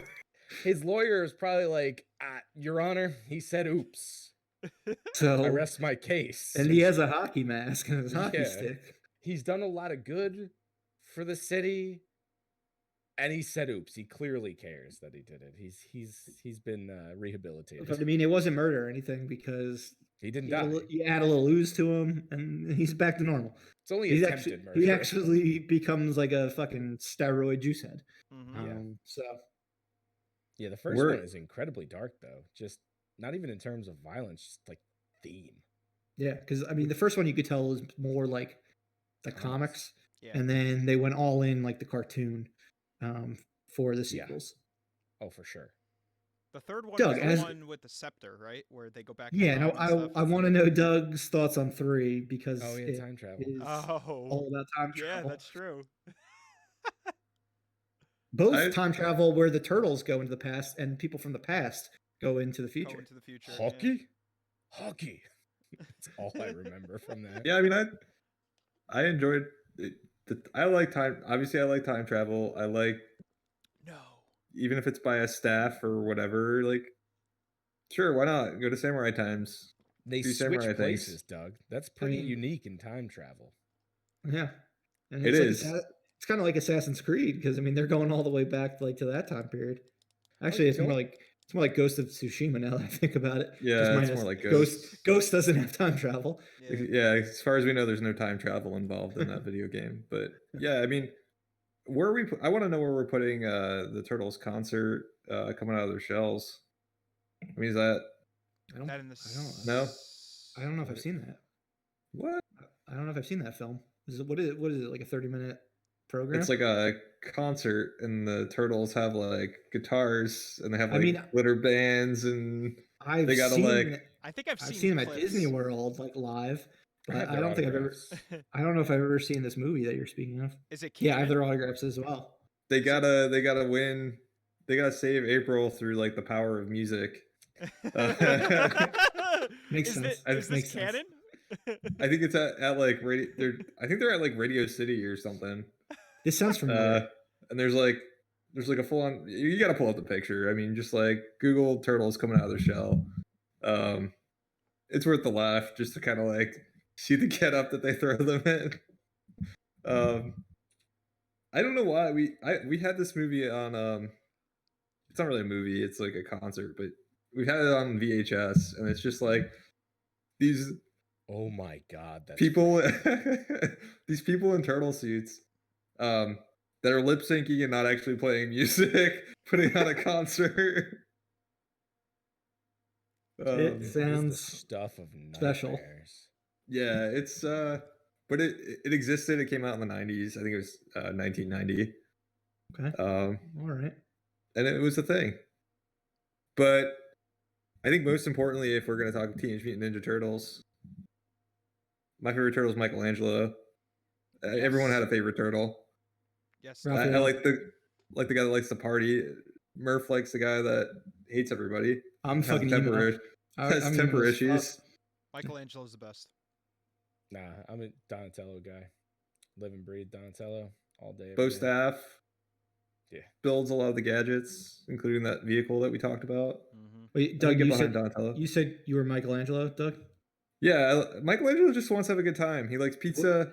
Pretty funny that none of us have Party dude. Leonardo, and he's like clearly Skateboarding. the leader. He's just some dumb He's Chad. uptight. He's so uptight. Yeah.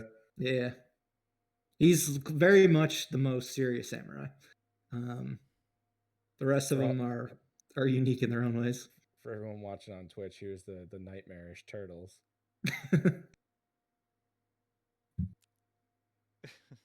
Yeah, Let him have it. That's fucking terrifying. And then just a quick mention. I mean, the Teenage Mutant Ninja Turtles spawned a bunch of imitators. We had the Three Ninjas franchise after this. Yeah. I was a big fan of those movies. I love too, Three Ninjas. I still like those movies. They're ridiculous. I definitely dug the first one. It was like Home Alone crossed with Teenage Mutant Ninja Turtles. That was minus the mutant Teenage Turtles. I'm trying to think. I think it was the third one with Hulk Hogan, High Noon at Mega Mountain. I think that's what it was called. That's the fourth one. Fourth one? Okay. Well, I remember seeing that one in theaters, I think. The naming of those movies drive me nuts because there's three ninjas kick back, three ninjas knuckle up, and then three ninjas High Noon at Mega Mountain. Is that the correct order? Yes. Good job. Yo, that's the first time in my life I've ever gotten those correct. They all feel like the exact same movie too. Yeah, I only saw the first two. I saw both of them in theaters. Yeah, I think I did as well.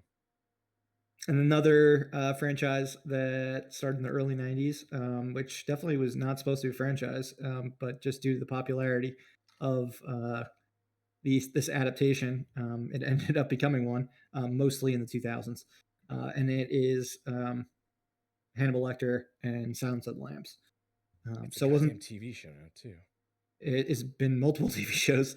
It had in the 80s Red Dragon with Brian Cox as Hannibal Lecter, spelled differently for some reason. Lecter spelled with a K instead of a C. Wait, really?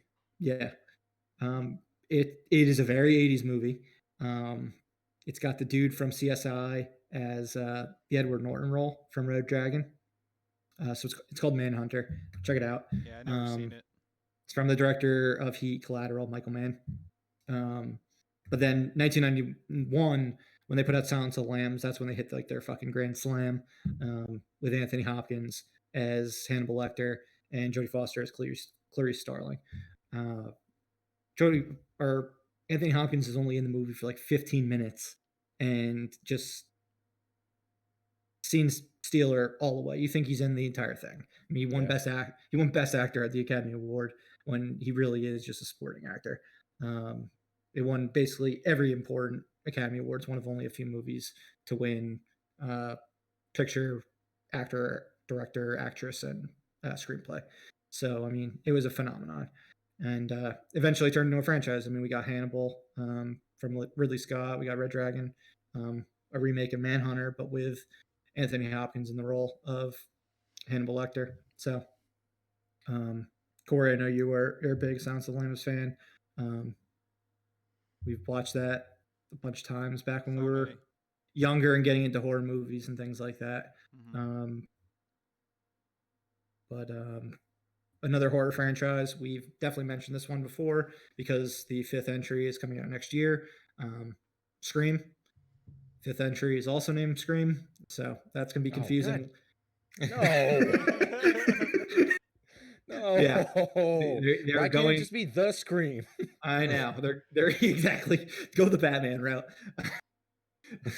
Yeah, they're going the Halloween route, and they're naming their sequel, which is not even a direct sequel to the first one, but a sequel to the first 4 movies, and it is called Scream.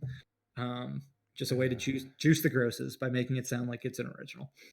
But what letter looks like a 5? Is it? No. Well, maybe an R kind of looks like a 5. No. Maybe an E. Maybe an A. Oh, a 5 backwards A. No, a 5 backwards could be a lowercase a. All right. God, I hate that. Yeah, I mean I It's so this know. confusing. especially the first one. Talk about like an introduction to horror movies for us, especially at that time when it came out. I know for me, this was probably the first one that I legitimately saw. I don't think I was supposed to see it when I did, but Same. yeah, Probably all of us. I I saw it know. at your house, Murph. Yeah. Like, Yeah, I'm pretty sleepover, sh- and I was pretty just I going sure. to watch it. a birthday party. Yeah. Pretty sure that's where I saw it too. Yeah.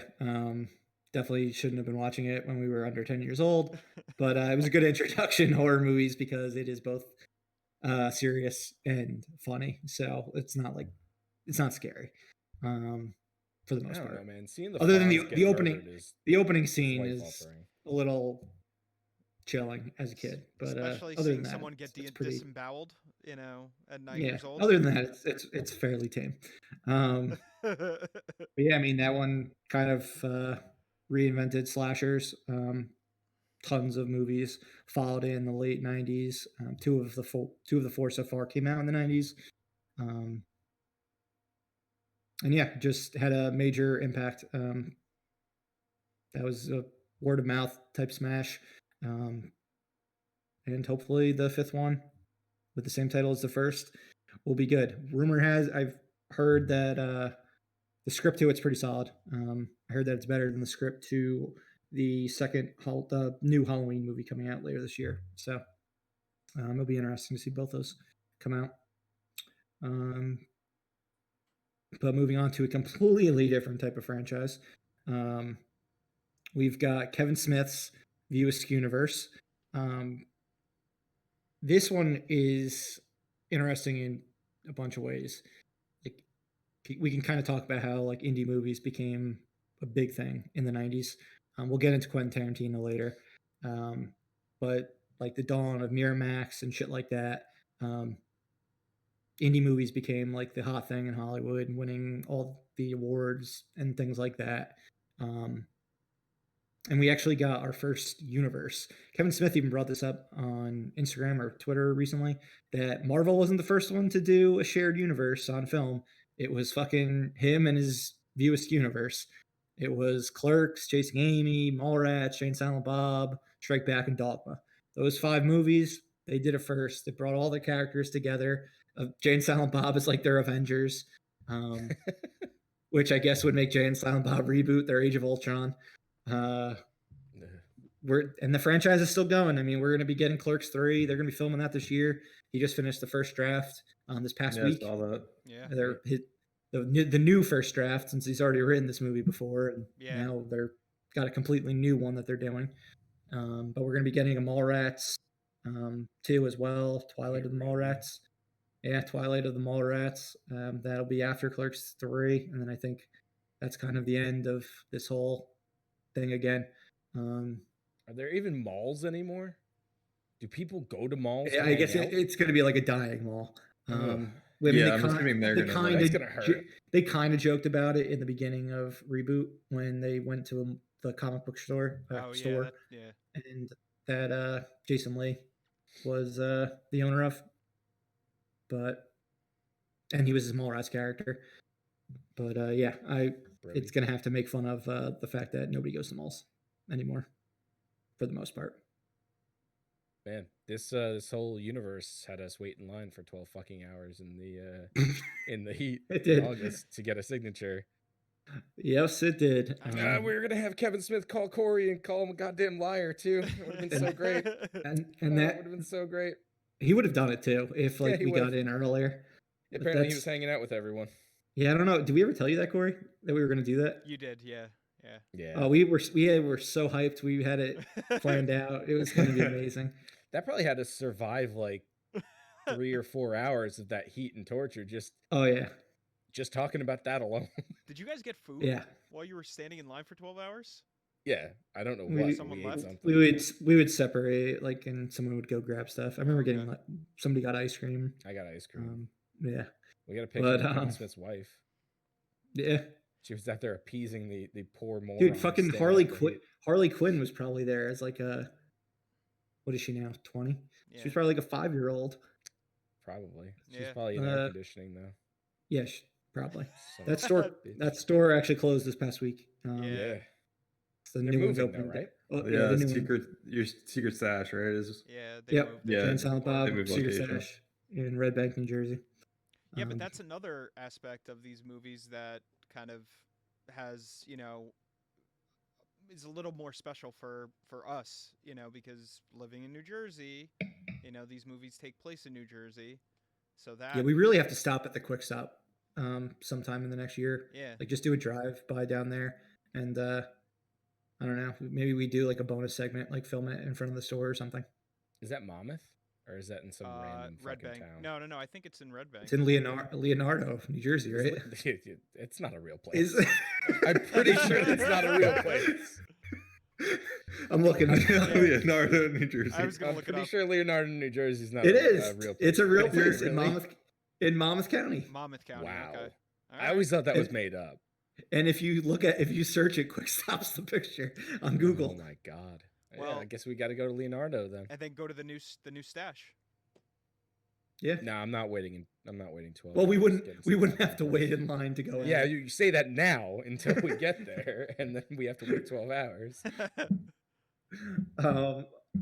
All right, and one other comedy series, straight comedy series. I would kind of compare this to American Pie, or I just said the name.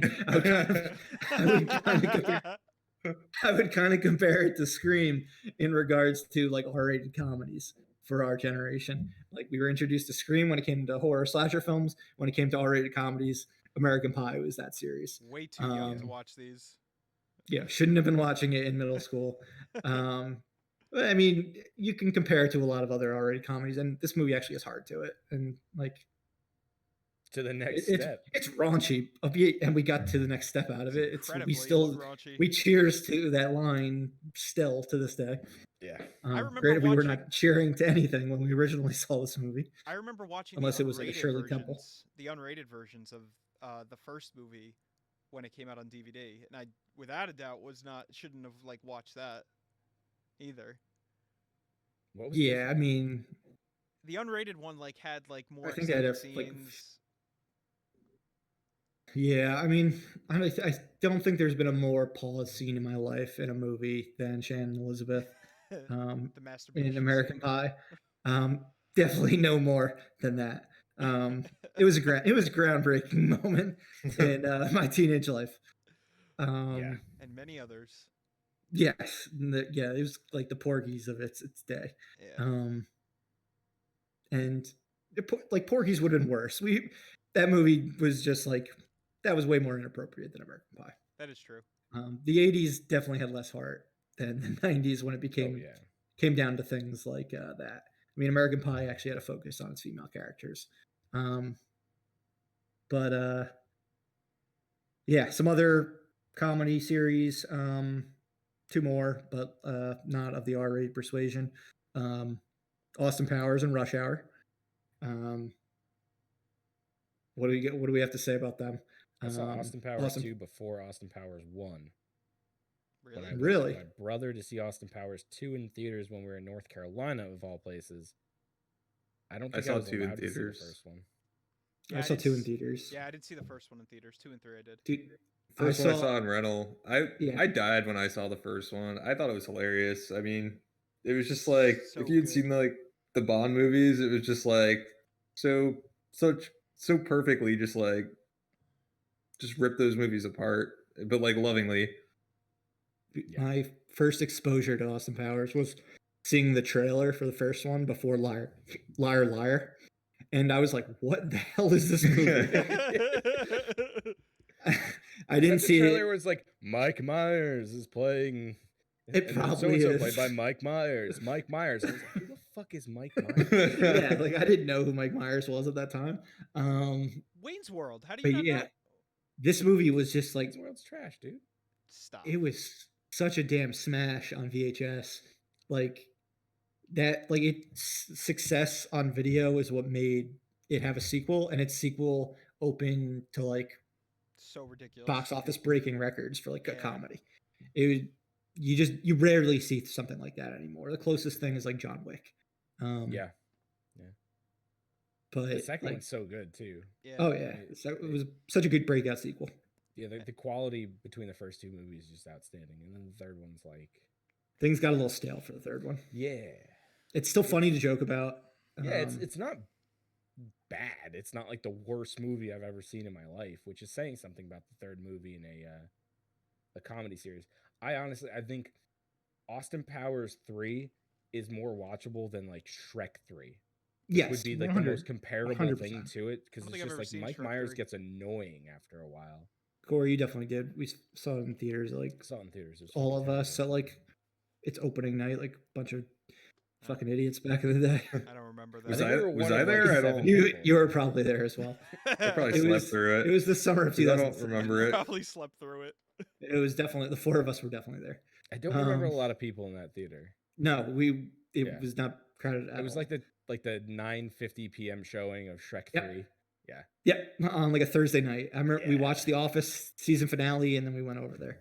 Shrek 2 was fun. Long time ago. Yeah, Shrek 2 was great. Yeah, Shrek 2 is a solid sequel. Wait, I watched Not The Office. not in the season finale? 90s though.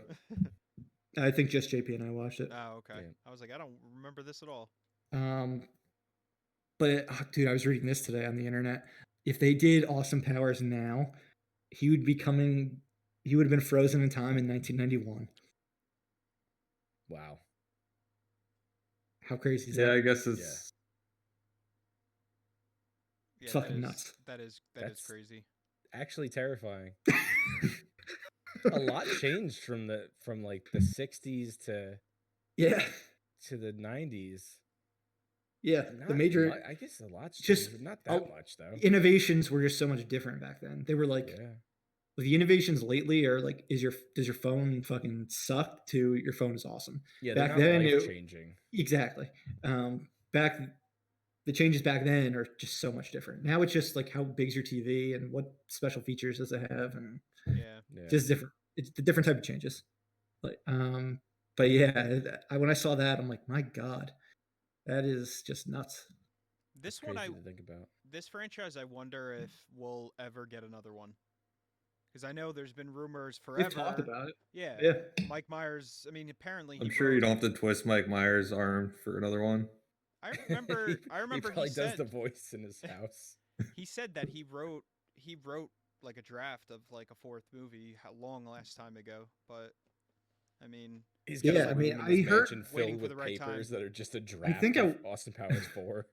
I think at one point they said it would be like more focused on Dr. Evil. should Well, be they did hilarious. that with the last one though. That's yeah, what and Gold they Member fucked is. up with making them brothers. Yeah, It was that stupid. was stupid. And then fucking they Bond, did it. Bond did it. Oh my Dougie. God. So Dougie. embarrassing. Like, how do you not be like, wait a second, fucking Austin Powers did this. Dougie. Now we're gonna make Blofeld and Bond brothers. Like, come the fuck on. That was a mistake. Spectre was a mistake. I still Okay. don't remember that movie. I like Spectre, but yeah, that was not a good move, I think. But Yeah. Rush Hour. One of the rare situations where I say the sequel to a comedy is better than the original. I remember seeing this movie down the shore. Yeah, Rush Hour 2. Yep. JP's That thinking means on it. that means It's at the Rush Hour. beach for anyone that's not from New Jersey. Yes. Yeah. Down the shore. We beach, would whatever. an hour away from where you go on vacation. I mean, So I don't know if the second one's better. I think it is. Yeah, It's I got think Jeremy it, Piven in it. it does. I watched that the other day. Rush Hour Just 1 that or scene. 2? No, 2. Just that scene with Jeremy Piven. Yeah. Let's put a dead animal on you. Crack skin, buttercream. What size is the waist? Let's go in. That scene Such a alone good is scene. better than Rush Hour. I feel like the plot of the second one was just so much better. Like it was more fun. The action was- scenes were better. Yeah. Like Brett Ratner stepped it up in the action scene department. You can just tell it had a way bigger budget. Yeah, I don't know. I don't remember Rush Hour 1 that much. I don't remember Rush Hour 2 that much. I don't I remember. barely Rush Hour remember these 3. Yeah. movies. I don't. I was Wasn't just gonna Roman say- Polanski in Rush Hour 3? He Yes, was. he was. Yeah, I remember that part. And they punched him in the face. And I wish they really punched him in the face. Jackie Chan should have fucking knocked him out and brought him back to America. Yeah. If only. Jackie Chan, the savior. He like carries him on his back. He's like, all right. He goes, there is extradition now. Brings him back to the U.S. Yeah. Bring him to Hong Kong, then bring him to the U.S. But Yeah. a precursor, yeah, exactly. But a precursor to or precursor to Rush Hour in the buddy cop arena. Oh wait, before. Yeah, You're forgetting the hot what is Shanghai Noon and Shanghai Nights. Oh my god. No, I'm not. That was 2000s. Shit. We will talk about it in 10 weeks. Dude, I might even they talk feel about like that the next exact same movie. week. I think I will put that as my movie for next week for 2000 because I love Shanghai Noon. It's a good movie though. It's an exclusive. Oh, it's so close. Yeah, breaking news. I love Shanghai Noon. Spoilers for next week. But yeah, precursor to Rush Hour and in the buddy cop world, and kind of like a follow-up to a natural extension follow-up to the Lethal Weapons of the 80s, Bad Boys. So a franchise that is inexplicably still running, and thanks to COVID, had the #1 movie of 2020 with Bad Boys for Life, the third installment. But it was just the beginning of the complete and utter dominance of Will Smith for like the next decade to come. This one came out in 95. In 1996, we got Independence Day, 1997, Men in Black. All of them became franchises to a degree. I don't think any of us have seen Independence Day 2, have we? No. Nope. I don't think I'm good. Saw part of it on a plane and I was like, this movie sucks. Is Will Smith in it? No, he was smart enough not to be in it. Okay, there you go. It's like Will Smith's son or something. Oh, boy. Yeah, it's fucking it's A-Train. the little kid from the first one? No, it's A-Train from Is it The A-Train? Boys. Yeah. Really? Oh, wow. Yeah. Is he supposed to be the little kid from the first one? Yeah. Yeah. Oh, lovely. Yeah, fuck that movie. Eventually, I will have to see it just because I imagine it's just. Do you know the plot at all or no? Do you know that they? Yeah, you've probably seen the trailer. They like Aliens take come back, right? Yeah, but they like it's everything in the society's like super futurized because they took the alien technology and like upgraded like everything. So they all it's all like very futuristic. Gotcha. Even though like time has they're like in our present, but everything's like way cooler and futuristic. That's and a the aliens cool are idea. Like, we're taking it back. And it just didn't work out though, which is a shame. Since Independence Day was like the Jurassic Park of the mid 2000s, absolutely massive for anyone that was around at the time. And then we had Men in Black, 4 installments so far, 3 with Will Smith. 1 was good. Yeah, 2 was bad, 3 was okay. Bad Boys is absolutely his best franchise. They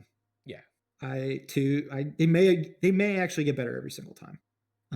Bad Boys 2 is like the most excessive sequel of all time. Is Michael Bay going full Bayham, going just crazy, outlandish, fucking his id just on the screen. But Bad Boys for Life was such a stellar sequel. With dealing with like getting older and stuff. I didn't expect it. I think some of you got Corey. We saw it in theaters together. Yeah. Shortly before fucking the world shut down. Doug, you saw it recently, right? I don't remember if you said you liked it or not. That recently, I think we rented it. I'm not like a huge Bad Boys person, but Fair. I think it's because, like, to me, it's like it's still a little too much Bay for me. Yeah, I get it. Full Bay's the only way to go, honestly. I just like Gain's a fantastic movie too, and that's Full Bay. Which one? Pain and Gain. Yeah, I like Pain and Gain though. I don't know. This just like I don't know. The characters never really hooked me. Like you got to really like Martin Lawrence and Will Smith's characters. I think to like this movie, like these movies, and like their like dynamics. Based on and their charm, charisma, their rapport with one another. If you don't believe it, if you don't enjoy the characters, you're not gonna like it, without a doubt. Yeah, so I think that's my problem, and the bayness of it. Fair. And then we mentioned Independence Day and Jurassic Park. For the late 90s, we had an attempt at a franchise. From the director of Independence Day, the writers of Independence Day, we had the first American Godzilla movie, and it failed spectacularly. So bad. I mean, that the franchise was dormant for the next 16 years before they attempted it again. At least here.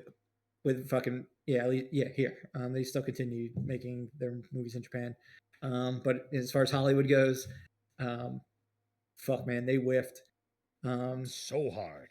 Yeah, I mean, The only thing to come out of that, there's glimmers of like good in it, yeah. but like the Madison Square Garden part was inspired. Hank Azaria is good, but otherwise, it's good and everything. It's fucking bad. The only truly good thing to come out of that movie is that Puff Daddy song. Yes, it had it had. I remember like, the album more than like the movie. It had like the soundtrack of all elementary school boys in the late 90s. Yeah, everyone had it. Mm-hmm. I don't buy music. That had to have been like a huge success. That was like more successful, definitely way more successful in the movie. Yeah, I mean, you had you have Puff Daddy, Wallflowers, you had Green Day, Rage Against the Machine. Like it was just a big like 90s rock soundtrack. Yeah. Jimmy Page was in that. He came back for that version of the song with Puff Daddy, didn't he? If I remember correctly. I believe so. Yeah, I believe so. But yeah, the movie itself, man, terrible trash. And oddly enough, I didn't actually know this until maybe an hour before we started filming. It didn't have 3 cast members, or didn't have 2 cast members from The Simpsons. It had 3, which is weird. Godzilla was in The Simpsons? Dan Castellaneta, is he in it? No. It had Hank Azaria. It had Harry Shearer. He was like the Siskel, like remember there was that Siskel and Ebert type characters in the movie. Oh God, yeah. He was the Siskel one, and then it had Nancy Cartwright, who does Bart. She had like a small role in it as well. What's the Simpsons connection? Do we know? I do not know.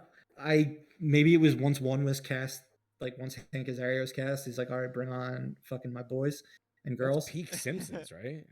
Yeah, I mean, the movie came out in 1998, so yeah. Simpsons was probably on like season 7 when they were filming. There was no bigger show in the 90s than, I mean, I guess you can say either Simpsons or Seinfeld. So yeah, but kind of weird. Maybe Emmerich was just like a really big Simpsons fan. Yeah, maybe. He's like German. He's like, I just love Simpsons. He hates the world, so he. I love disaster. I love disasters and Simpsons. That's two of my favorite things that I love.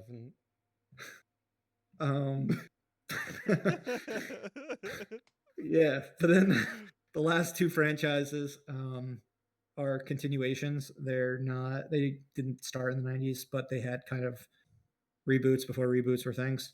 It had Pierce Brosnan becoming James Bond. So 1995, he did GoldenEye, did his 4 films.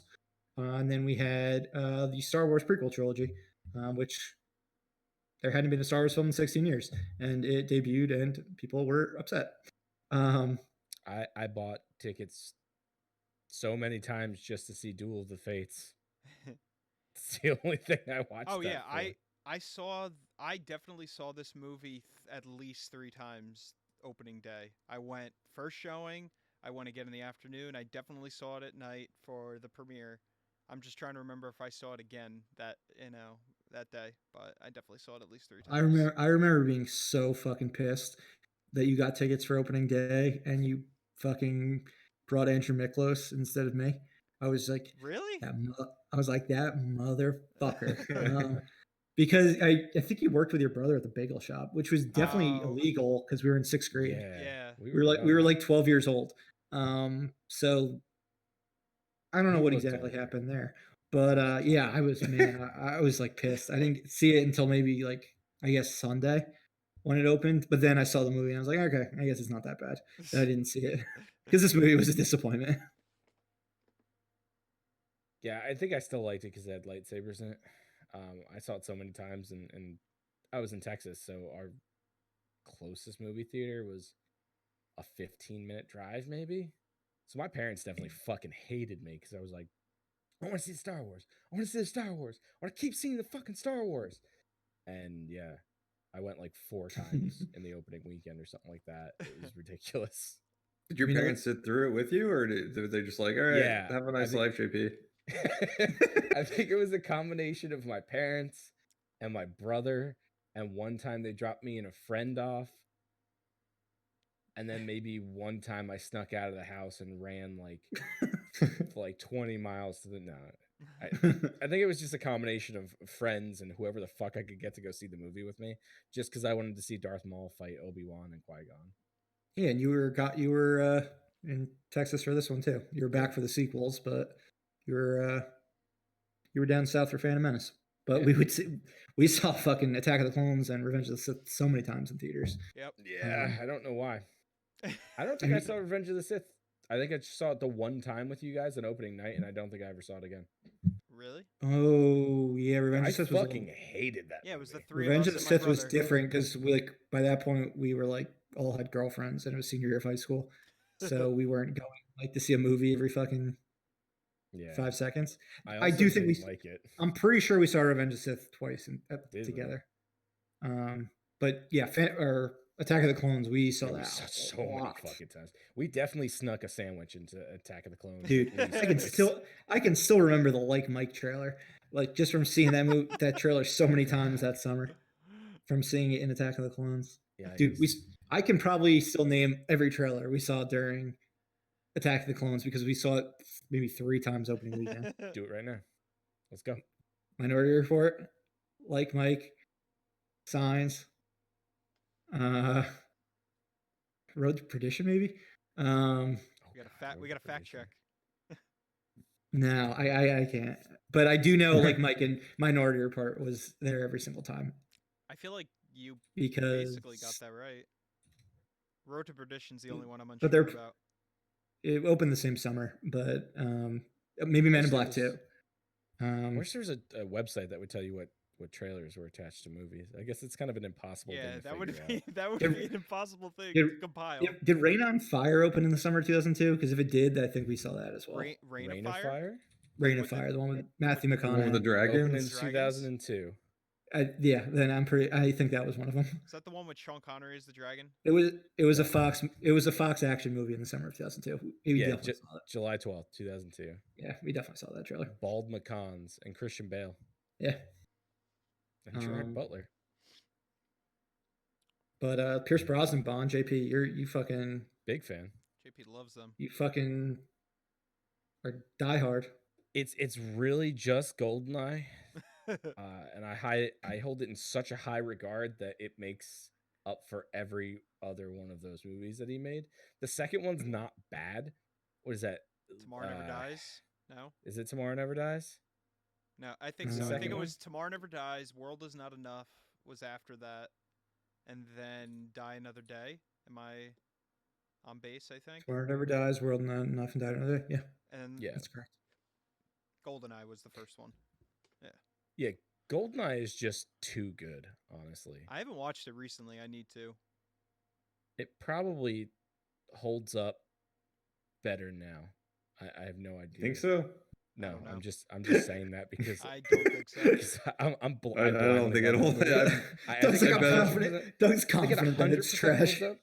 I'd say it's better now than when it came out. I definitely ages like a fine wine. I definitely saw bits and pieces of the beginning recently when he bungee jumps off the Hoover Dam or whatever. The Hoover Dam in Russia, of course. Yeah, I don't know. Of course. Yeah. Whatever. You're thinking of Beavis and Butthead. And I remember seeing it, and the special effects looked horrendous, but that's about all I remember. Yeah, the effects are really bad on that scene. It's definitely the greatest movie in the world. I would love to watch Doug watch the Pierce Brosnan Bond movies and just be so disgusted by them. You've never seen him? with like No, I mean he probably has, but like I think. Well, I know me and Doug when we saw Casino Royale, we were like, "Oh, so this is a James Bond movie." Like now we're all in on this franchise. yeah, We all liked it's Pierce. true. We all liked the Pierce. Like I mean, I'll speak for myself. I liked the Pierce Brosnan movies. Like I thought he was a great James Bond when I was a kid. But then when Daniel Craig came, I'm like, oh, nope, this is James Bond. But it's supposed to have a fair amount of cheese to it. That's the point. Hey, we got the golden eye game. That's really all that matters. Yeah, we'll have to do JP and I watching Pierce Brosnan movies together. I mean, just Pierce Brosnan movies in general, because I'd be all about that as well. Mrs. Doubtfire. Eurovision. Eurovision, yes. The Matador, The November Man. Yeah, just run through just the classics. Laws of Attraction. Live, breathe, film watches Pierce Brosnan films. The Tailor of Panama. Yeah, but I think that basically covers the franchises. I mean, most of the ones we're not covering, it's because we like that you think we would cover, like Batman or Lethal Weapon, Die Hard. It's because we already covered it in the 80s. Yeah. So we're doing it when they started, not and like some other like Mission Impossible was a big one, but we talked about it in 1996. So if you're interested in any of those, go back, comment, let us if you want to know exactly when they were. But comedies, we'll run through. There's not too many. Comedies were fairly lackluster in the 90s, to be honest. I mean, we've already talked about Robin Williams ones like Mrs. Doubtfire.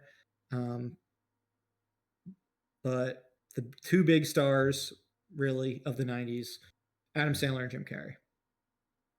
We talked about Billy Madison already. We did not talk Happy Gilmore, Wedding Singer, Waterboy, Big Daddy. That's his run. That's his best run. That he's ever had. Bulletproof was in the middle of there, but I'm not counting it.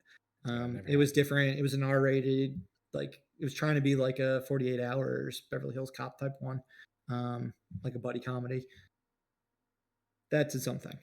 His PG-13 bread and butter movies, just that Billy Madison Big Daddy run over those 4 years, fucking phenomenal. Which is your favorite, each of you? We'll include Billy Madison for the sake of this as well. Billy Madison, 100%. Wedding Singer. Probably Happy Gilmore. And I will go Wedding Singer. But I mean, I would have a tough time with my number two. I mean, I love Billy Madison, Happy Gilmore, Big Daddy. I just know Waterboy would be last. If you asked me when I was a kid, it would be way higher, probably. I never liked Waterboy. Waterboy is probably number two for me. Yeah, I love that movie so much. Happy Gilmore is probably 2, and then Billy Madison 3, Waterboy 4. Happy Gilmore's just got such a good villain. Oh yeah, Shooter. Yes, Shooter McGavin, Christopher McDonald absolutely kills it. I watched that movie so many times. Happy Gilmore, I definitely have seen more than any of his films. So many times when I was a kid. I just loved it. Yeah, I'd say Billy Madison, Wedding Singer, I've seen the most. But Billy Madison, Bradley Whitford, incredible villain also. He's pretty great. And I don't know who the guy is that plays fucking Gulia in Wedding Singer, but he was a good bad guy as well. It's not Don Johnson. No, it is not. But other than Adam Sandler, even bigger than him was Jim Carrey in the 90s. We previously talked about his run in 1994, which was absolutely unprecedented with Ace Ventura, Pet Detective, The Mask, and Dumb and Dumber. But I mean, if you look at his post 1994 output, it's pretty fucking incredible as well. He had Ace Ventura: When Nature Calls, one of the only sequels he's ever made. He did Batman Forever, which Corey's a big fan of it. Love Batman. I'll give him credit though. He headlined the number 1 or 2 movie of 1995 with that. Cable Guy, which God bless him. What a weird movie to make when you're on the middle of the biggest box office run in history. To make The Cable Guy. Comedy. dude, Ben Stiller, Judd Apatow, and Jim Carrey fucking nailed it out of the park with that weird ass movie. Yeah. Dude, Very crazy. I did not get it in the 90s when I was a No. kid. I was like, this is fucking weird and dark and It's horrifying in some disturbing. spots. Yeah, I definitely But didn't like it when we were kids. it but I is like it more now. really damn good. Liar Liar, which I mentioned briefly earlier, might have like that was his biggest comedy of the 90s. Then you even got Truman Show and Man on the Moon when he went into more dramatic comedies. Just an incredible run. He kind of fell off fairly soon after that in regards to his like big massive hits. He had a few in the early 2000s, but nothing that was like that run in the 90s. Who would you guys say was more impactful on your taste in comedy in the 90s? Sandler or Carrey? Jim Carrey. At the time, For me. Sandler. Yeah, at the time. Sandler, 100%. Probably Jim Carrey. It was Jim Carrey. Jim Carrey for me as well. But post 2000, I would say Sandler, which is interesting. And I imagine a lot of you would probably say Sandler in the post 2000s as well, just because Jim Carrey really hasn't done too many comedies. I definitely enjoyed Jim Carrey as I got older. Okay. But at that time, Sandler was infinitely more funny to me. Just because. Any reason why? Very lowbrow humor. Very lowbrow humor, and it worked because I was 10. Yeah, like his comedies were all like PG-13, like aimed for like teenagers, adults, but like they were also like had kid type of humor. So like we were, I don't know, 10 years old, not 10, 9, 11 years old, for a bunch of those Sandler movies, and we ate them up. Because of, I mean, Billy Madison, like, I can't imagine many 30-year-olds going to see Billy Madison. Like, my fucking parents then hated Adam Sandler. Yeah, like fucking hated Adam Sandler. Sandler did not get the respect that Jim Carrey got at that time at all. I mean, nowadays Sandler gets a ton of credit for mostly his dramatic work, but it's been interesting watching both their careers. Yeah, and they really both started in the 90s. Other than that, some comedies. We got two others. We have the double feature of David Spade and Chris Farley, which is essentially the exact same movie. Same movie. So good, Tommy. Somebody put Tommy Boy on this list. I put / Black Sheep because those are the fucking exact same movies. Yeah. If anyone's seen both of them, then you know exactly what I'm saying. I love those movies though. They're great. Yeah, they're fantastic. Those two together are just, they work so well. And I don't think either one of them would have worked, I guess in movies outside of one another, because David Spade has not been good in movies since Chris Farley passed. And Farley was such like a force of nature. Yeah. He's just like, he just captured your attention 100%. But you needed someone to balance him out because he could be too much at times. Yeah, Spade was definitely like the straight man. Yeah, Farley was in a bunch of those Sandler movies. Likely would have been in a hell of a lot more had he not passed. Have you ever noticed how Tommy Boy looks like it was shot so much like longer ago than Black Sheep? Like Tommy Boy looks like an old movie, but Black Sheep does not. If you go back and watch them, it's an interesting. I don't know if like cameras changed in 1 year, but Tommy Boy just looks older. It's been a while. Tommy Boy also gets a lot more credit. You don't really see many people talking about Black Sheep. No, Tommy Boy. I don't know. Tommy Boy's a better movie, I think. I think it probably had to do with the fact, like the characters in Tommy Boy, like the sporting characters, like Rob Lowe and Brian Dennehy and everything like that. Yeah, Brian Dennehy was great. Black Sheep is basically the two of them. Tim Matheson's in it, but it's really anytime Rob Lowe does a comedy, like I feel like a movie, it gets known, like Wayne's World. Like it's a big thing. And we did not talk about Wayne's World, but another big Mike Myers franchise from the 90s, which only Corey likes among our group. I've talked about it. I talked about it like a couple months ago, but yes, I love Wayne's World. And then lastly for comedies, which was a absolute smash, from the Farley brothers, There's Something About Mary. We've already talked about Dumb and Dumber. Kingpin was Kingpin, but There's Something About Mary, man. That was something special. We were, again, definitely too young to have seen that at the time, but it did have JP's quarterback in it. So I know he definitely That's the reason saw I it. got to see it. He got to see it at a young age for that reason. Yep. It's just pretty fantastic. What a fun, like, gross out comedy. Yeah. Yeah, it's truly gross, and it's a lot of humor that I didn't get as a child when I was watching it the first time. But it's a movie that got better as I got older, which is fun because it's like growing into a movie when it's funny when you're watching it as a kid, but then it gets even funnier as you're an adult and you start to get all of the you start to really understand the theme of the movie. Like, it's ultimately like a movie about stalkers. Like, yeah, it's a dark comedy. But it's so light, like its setting and stuff, that it makes it a little bit different than like the Cable Guy. That the Farley brothers just did a dark movie different than the way Ben Stiller would direct it. And it's funny because Ben Stiller's in There's Something About Mary is one of the main stars. Yeah.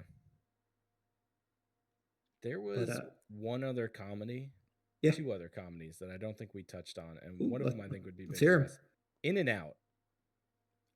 That was a good one. I actually just watched that about a week ago. Yeah, and we all loved that movie. So we watched that movie so many times.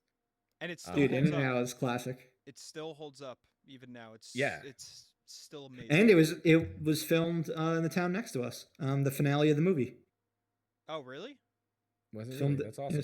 It was filmed at Pumpkin Lakes High School. Holy shit! I didn't know that. Imagine that. Yeah. Tom Selleck. The big graduation scene. Tom Selleck in that movie. One girl. Well, I'll talk about who the girl was after this, but one girl was in the movie. Oh, I remember in that scene. Yeah. I remember hearing about that. Pretty neat. Interesting. The other one, it was Robin Hood Men in Tights. Oh yeah, Mel Brooks. Absolutely amazing, Mel Brooks. Oh, movie. You just reminded me of another one. Spy Hard. Oh hell yeah, Spy Hard. Did we talk about that in 1996? I don't think we did. But yeah, parodies, Robin Hood Men in Tights, and then Leslie Nielsen movies. Yeah. Were great in the 90s. So there really is a fair amount of comedies in the 90s. You also got My Cousin Vinny, which is a classic. Yep. Oh yeah, that was 1990? 2. Oh wow, that was later than I thought. Right at the beginning. So there's a fair amount of comedies, and like if you want to talk comedies, Demolition Man with Stallone. That's like the only funny movie Stallone's done in my mind. Great. Opposite of Wesley Snipes. It's great. I think we were just like lucky in the 2000s when we were like 18, we around the time we turned like 17, 18 is when they just started chugging out like those Judd Apatow like comedies that were just huge. Yeah, and Adam McKay and the Adam McKay movies, Todd Phillips, just all three of them. Yeah, and there's Brothers some good were still stuff doing their in the thing 90s. for sure. Yeah, I'm glad you brought up both of those. That was funny too because Corey mentioned fairly like over the past week. He's like, "Yeah, watch In and Out." I'm like, "Oh man, that movie like holds up well." Oh, it's great. The part where he's listening to the How to Be Manly soundtrack, so fucking good. I'm trying to think what it's on currently because it showed up. They must have just added it to the service. I think it was Netflix. It's either Netflix or Amazon, one of the two. So if you want to watch it, it's there. Hulu. Okay. Hulu. Oh yeah, it's all right. Hulu. Frank Oz directed that. Fucking Yoda. Yep. Oh yeah. Yeah, it's a fantastic movie. All right, and then we'll just run through some other miscellaneous films real quick. Start off the decade with Goodfellas. So we got some Scorsese. He did Casino as well that decade, but Goodfellas just more impactful. A monster hit that everyone still talks about today. and will for the foreseeable future. Mm-hmm. In 1994, Doug spoke about The Shawshank Redemption and Usual Suspects, but two other massive films that year that were both nominated for Best Picture. One actually won them, was Forrest Gump and Pulp Fiction. Mhm. So Tom Hanks, when he just, I mean, there's no bigger actor in the 90s than Tom Hanks. Forrest Gump was basically the movie that cemented it and kind of turned him from a comedic actor to a dramatic actor. But I think it holds up. I know a lot of people don't like it and like make fun of it, but I don't know why. Forrest Gump? Yeah, it gets shit on from like film Twitter Really? and like Oh, like, really? like pretentious like critics like do not like I mean, Forrest Gump. I don't like Forrest Gump, but like I always felt like people acted like that was like I was a monster for saying that. Yeah, no, So you that's like why I'm like surprised that there's like a group that actually doesn't like you'd Forrest Gump. you'd fit in with the large crowd on the internet. Oh wow, That's crazy. I didn't think there was hate for Forrest Gump out there. Yeah, either It's did I didn't spawned realize one of that the either. greatest sequels ever, which is The Restaurant, Bubba Gump's, which is fantastic. It is a good restaurant. It's a Yeah. fantastic restaurant. I went to it in Hawaii like on their my shrimp. honeymoon. I went to the one in Hawaii on my honeymoon, and we had a I beautiful know view of the I'm ocean. probably It was great. considered uncultured swine for enjoying it, but Oh, it's fucking delicious. I enjoy it. Yeah, Yeah. it's good. I would have I don't loved think to I've have ever seen. eaten at a Bubba Gump's. Looks man, too like yeah. touristy. No, it's very- it's good. It's touristy, but it's good. delicious, and you get like It's the not like four a Hard drinks in the Rock big cups. Cafe type of It's- thing. It I mean, kind it of has is, that vibe. but Yeah, it, it for has that seafood, vibe. Alright. I mean, Doug, it's not like a 5-star French dining restaurant that you go to when you're feeling classy. It's if you're in the mood for shrimp, go to Bubba Gump's. Yeah, they got good shrimp.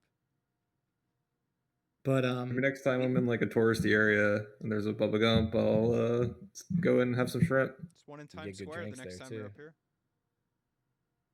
But the cool pick for 1994 was Pulp Fiction. That's the one that, in retrospect, everyone said should have won. That's the one that, at the time, a lot of people also said should have won. But the people who vote for the Academy Awards are very different from the people that were saying that. So Forrest Gump won. But yeah, Tarantino. If there's anyone who defined indie movies in the 90s, it was Quentin Tarantino. He had that initial burst with Reservoir Dogs, Pulp Fiction, and Jackie Brown, which was like his LA crime trilogy. All fantastic movies in their own right. But Pulp Fiction definitely the one that made the biggest impact. I mean, I remember when we were in elementary school and there was kids that like had seen Pulp Fiction and they were like telling me about it, and I'm just like, oh my god, this movie sounds insane. Wouldn't end up seeing it until, I don't know, middle school or high school. Have you, all three of you, seen? I know everyone's seen Reservoir Dogs, correct? I saw it before Pulp Fiction. Yeah. I probably did too. Yeah. I think I saw Pulp Fiction then Reservoir Dogs. Does everyone, or did everyone see Jackie Brown? No. Yeah. Jackie Brown's good. Underrated, but good. That's like one of my favorites of his. It's honestly. definitely it's an underrated one. It's incredible. Definitely doesn't the fact that it followed Pulp Fiction, like it never had a chance. And it's a lot like more, I don't know. It's kind of a I'd say romance like in a way. more low key than Pulp Fiction. Like it's not as showy.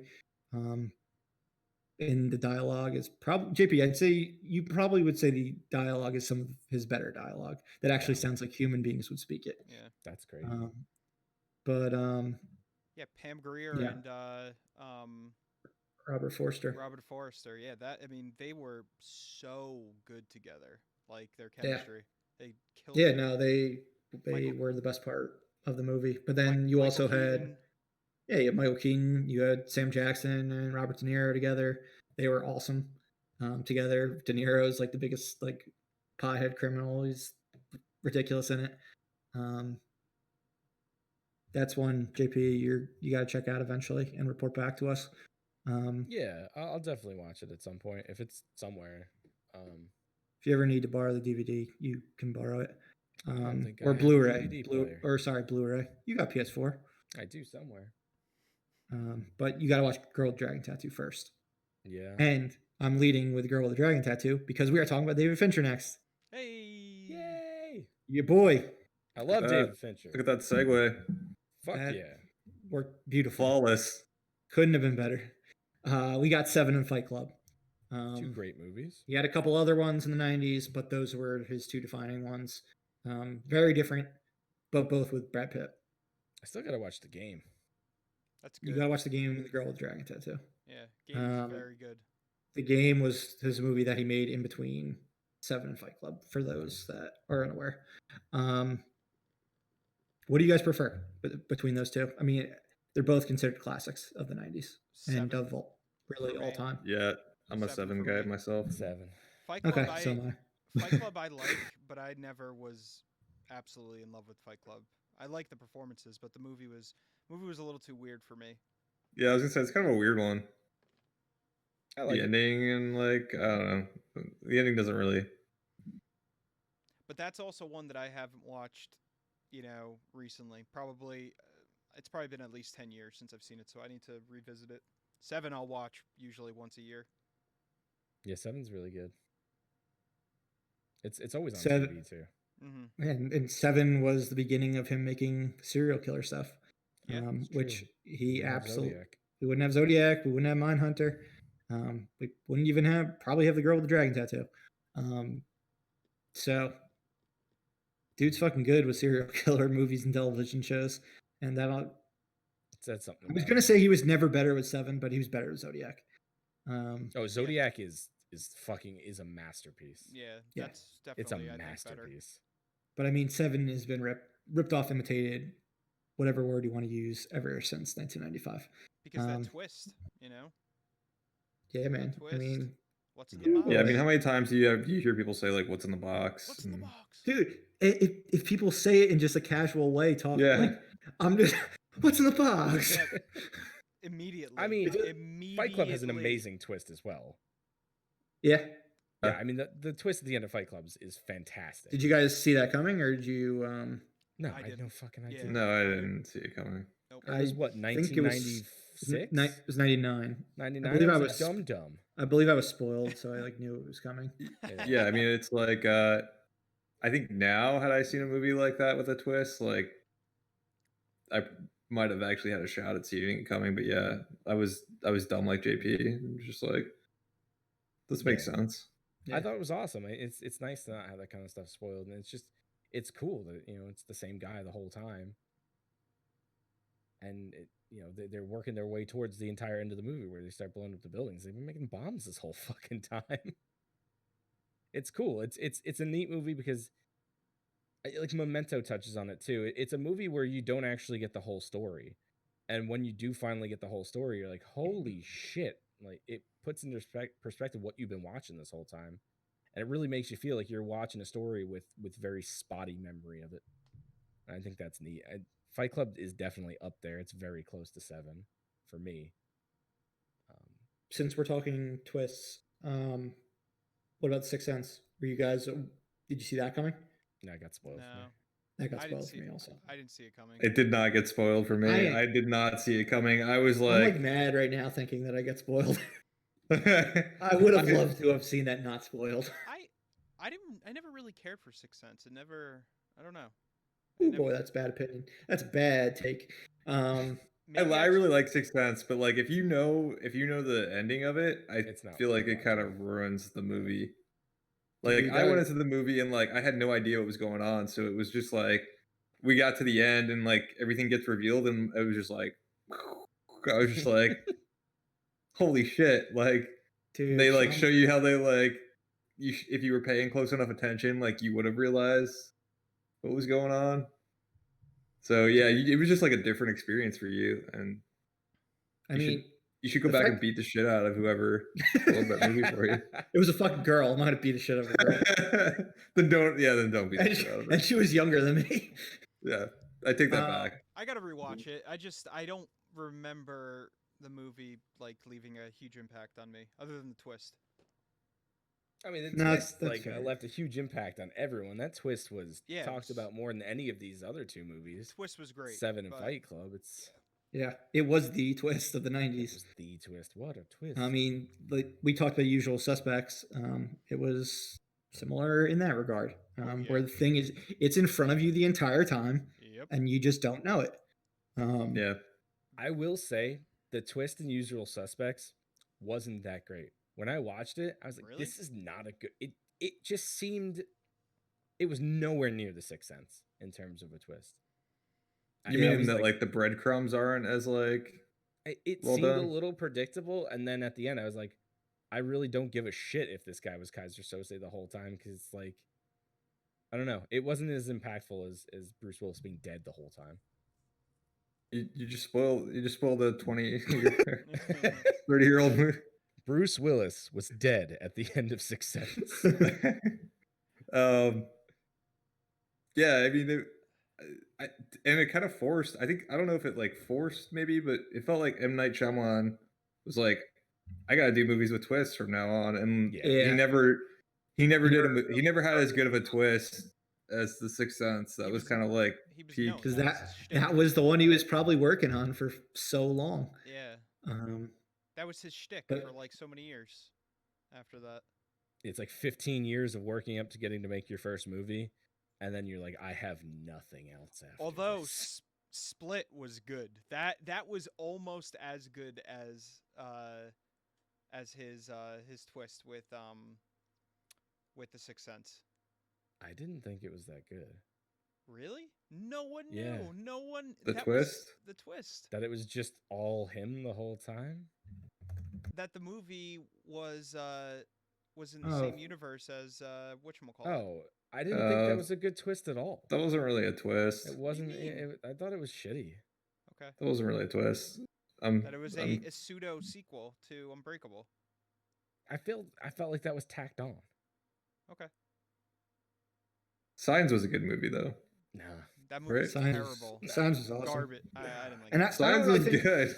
I don't Ah. think I don't think Signs really had a twist. It had the Just aliens. that, like, Water was the aliens. Yeah, it wasn't really That a was twist. so stupid though.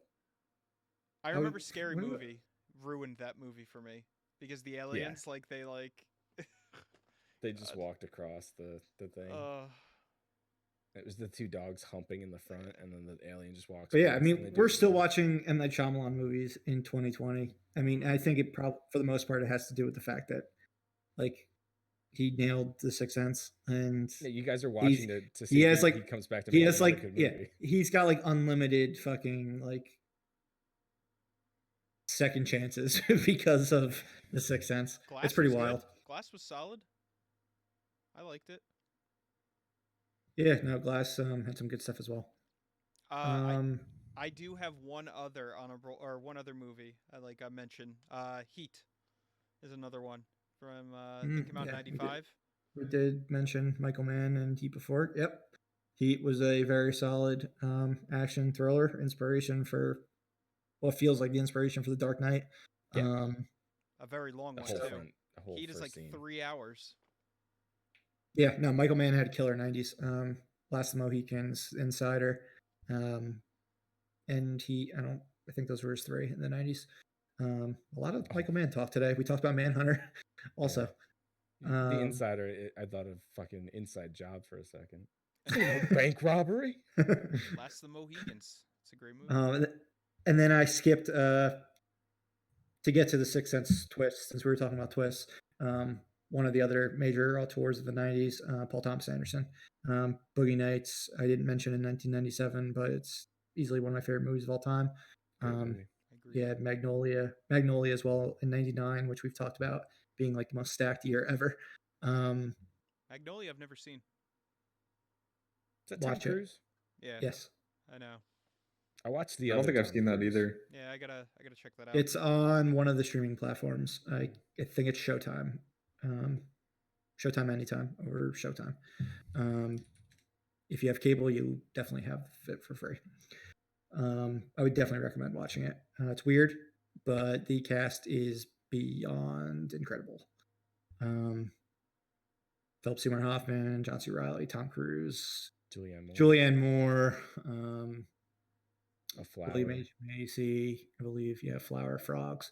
Tons of people. And then lastly, we've got the movie that essentially kicked off the 2000s with viral marketing and the way that promotion of movies would go in the 2000s. It was in the summer of 1999, kicked off, I believe, at Sundance, the Blair Witch Project. We've mentioned it previously. While it's not the greatest film in the world, really doesn't have any sort of twist or anything like that. The fact that everyone fell for it being like a true story because people did not know what viral marketing was at the time is just a story that deserves to be talked about. Yeah. In Whoever marketing, marketed this movie marketing for the rest of the time. Yeah, whoever marketed this movie should never have to work again. They should be independently wealthy for the rest of their lives because they did such a good job. They turned a movie that was made with under $1 million into one of the biggest movies in the summer of 1999, which again had a ton of big movies. It had Austin Powers 2, Phantom Menace, Big Daddy, just a lot of shit. So kudos to them. It had just as much buzz as the Star Wars movie that was the first Star Wars movie in 15 years. Yeah, or whatever. Yeah, came out the same year as The Matrix. Like so many things. Crazy. I remember it was kind of a trash movie. Matrix previously. Oh, it's terrible, and they don't even show the spooky witch at the end. It's so stupid. Sequel's even worse. Yeah, the sequel's bad. Book of the Dead or something. I think that's what it was called. Book of Shadows, which they tried to make like a real movie, and then they did a reboot like 5-6 years ago, which was in a more similar style to the first one. I heard it's not good. But it was bad. Yeah. I have one more to tack on. Yeah, fucking do it. Some of you probably haven't seen this, but Frighteners by Peter Jackson. I did see it. Fucking outstanding movie. Yeah. Scared the shit out of me for a long time. It's got Michael J. Fox. It's got Jake Busey in it. And it's such a well done movie. The third act is pretty scary. Yeah, especially like for a kid. Yeah. Yeah, if you haven't seen it, it's definitely worth it. It's got that campy, weird horror to it. And it's just so strange that it's a Peter Jackson movie, and he went on to go do the Lord of the Rings very shortly after doing it. Yeah, he was a horror guy. Beginning of his career, he was similar to Sam Raimi in that regard. And then they both went on to making massive blockbusters. Yeah, it's a wonderful movie. Definitely worth a watch. Good shit. Anyone else have anything that they want to call out? Did we ever talk Braveheart? I believe you intended to, but you didn't. Oh, did he? I mean, Braveheart was. I also saw that I just went back to my list. You used The Usual Suspects in 1994, but it's a 1995 movie. I knew there was a reason why I didn't want you to talk about it when we did 1994, and that was the reason. Oh, we're gonna cancel Doug. Yeah, it didn't have to do with like Kevin Spacey or anything, or the fact that I think it's kind of overrated. It was the fact that you had the wrong year for it. God damn. Oh well. What do you have to say? I mean, this is where you get to apologize. We closed the 90s out after that. You are now on trial, Doug. Yeah. Your Murph's just been like holding on to this. It's my fault. I should have caught it. I'm embarrassed. Just you wait. I'm gonna do it again in 2000s. Don't you dare. He caught me. I tried to sneak in Shanghai Noon and Shanghai Nights to the 90s. I want to proof your shit moving forward. I'm going back to 1995 to see if you talked about Braveheart. I don't think you did. I don't think you did. I don't think I ever talked about Braveheart. No, you talked about Jumanji. You wanted to talk about Braveheart. I did want to talk about Braveheart. Braveheart's a good fucking movie. Right. It is. It's just such an inspiring. I don't know. Like one of my favorite war movies is in that, or war speeches is in that movie when William Wallace is trying to like rile up the troops and they all want to go like home and like because they don't want to die because chances are they're gonna die if they fight what was it, the English? Yep. And so he gives that speech where he's like, yeah, like you can run home, but and if you fight and you'll probably live, and you could fight here and you could die. He's just like, but like you're gonna grow old at some point and you're eventually gonna die anyway, and you're gonna wish like how many of these years would you have given up from now until the time where you're gonna die? for just like one opportunity to be back here and tell England to basically fucking pound sand. It's such a fucking good speech. Is this Yeah. the first movie he directed? I think he may have done one before that, like a smaller drama. Yeah, mhm. it's a pretty Um, damn good like first or second attempt at directing. He's a good director. It's a fantastic movie. It's just it's just such a good war movie. Crazy. Kind of did Gladiator one- kind of feels like a kind of like copied Braveheart. Yeah, a he bit. did one. He did one movie before Braveheart. It was just in 1993, The Man Without a Face. It was Oh, I it remember was a that drama. movie. I Yeah, remember but that. nothing. Then he just fucking stepped it up, like went big budget with Braveheart. Is it Macaulay Culkin kind in of that? kind of never looked back. I mean, he did war movies with Hacksaw Ridge, Apocalypto, Passion of the Christ. Not a war movie, but big budget. I'm sorry, Corey. What was your question? Macaulay Culkin. Isn't he in The Man Without a Face? I feel like he is. No, that's the Man in the Uh, Iron Mask. No. No, that's Leonardo DiCaprio. Yeah, no. Man Without a Face. I think. No, Nick Stahl. Yeah, he and- was super young Wow. because Home Alone came out in like the mid '90s. Yeah, Home Alone was 90, Freedom and the 90 baby. 92. I do think he did a movie. Mel Gibson did a movie with.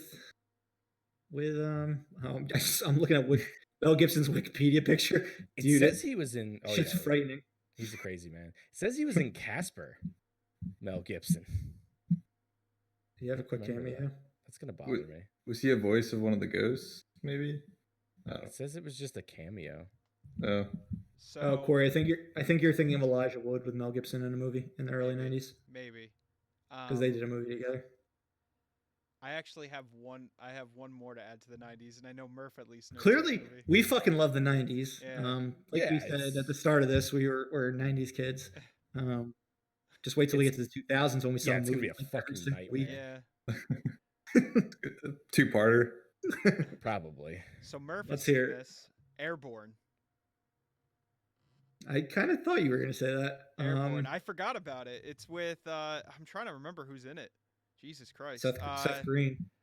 Jack Black's definitely in it, if I remember. Seth Green correctly. has a supporting role in it. I think he's like Yeah. the best friend. That Oh. is Yeah, Jack Black's in it.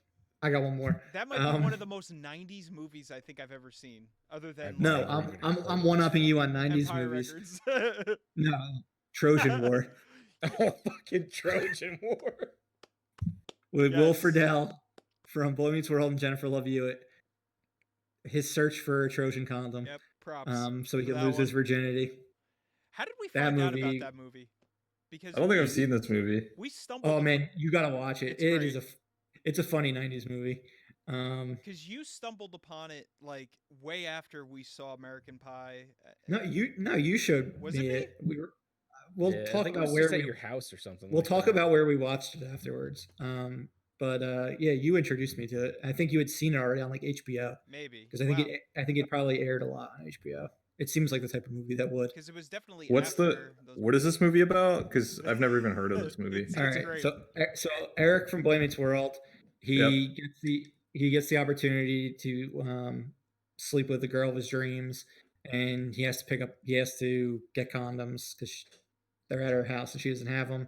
And then it's like a crazy night out of him trying to get a hold of Trojan condoms. Jennifer Love Hewitt's his best friend. It's just a wacky hijink, like crazy night out type movie. It's fun. I don't know how And it like the whole goal is to get like condoms, which is something that he should easily be able to obtain at the local store. You would Yeah, think. I think he's underage, or for some reason he can't buy them or something. There's like an age limit on condoms. No, I don't know. I don't think there's an age limit. He feels like super awkward. I'm so confused. He feels like I know he's really Okay. awkward trying to buy them. Something happens when he's trying to buy them, causes him not to be able to buy them, and he has to go somewhere else. Like, it's ridiculous. And Trojan like It's paid for this Oh, movie? they definitely paid for like the entire movie with the type 100%. of promotion it got. Oh my god, yes. but it's actually good because it sounds ridiculous. It sounds I absurd. mean, Yeah, I found it hilarious, and I watched it probably 5 years after I originally saw it, and still thought it was hilarious. So I probably would still enjoy it now, but it might be nostalgia. But I'm 100% confident I would still enjoy it. It's like a Superbad. It's not as good as Superbad, but it's in that same. No, it is not as good as Superbad.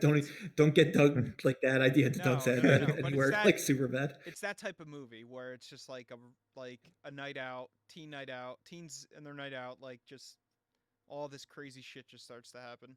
I would compare it to like a Harold and Kumar. Okay. That type of humor. And trying to get something in a time frame. Man, Trojan Wars. God. But yeah, I don't know. Are we missing any other 90s anything? We definitely are, but I mean, we definitely are. Yeah, but like our listeners are gonna have to tell us what we're missing. Empire Records again, because that movie's amazing. We talked about it. We don't need to talk about it again. I'm just talking about it again. We didn't talk about Dazed and Confused. Dazed and Confused. Oh yeah, that's a huge one of the best teen comedies of the decade. For sure. Influential for so many different people's careers. We have Matthew McConaughey, everything he's done, Ben Affleck, all thanks to Dazed and Confused. Did I say Half Baked before when I was talking about comedy? You did not. You did not. Put that. Early Chappelle.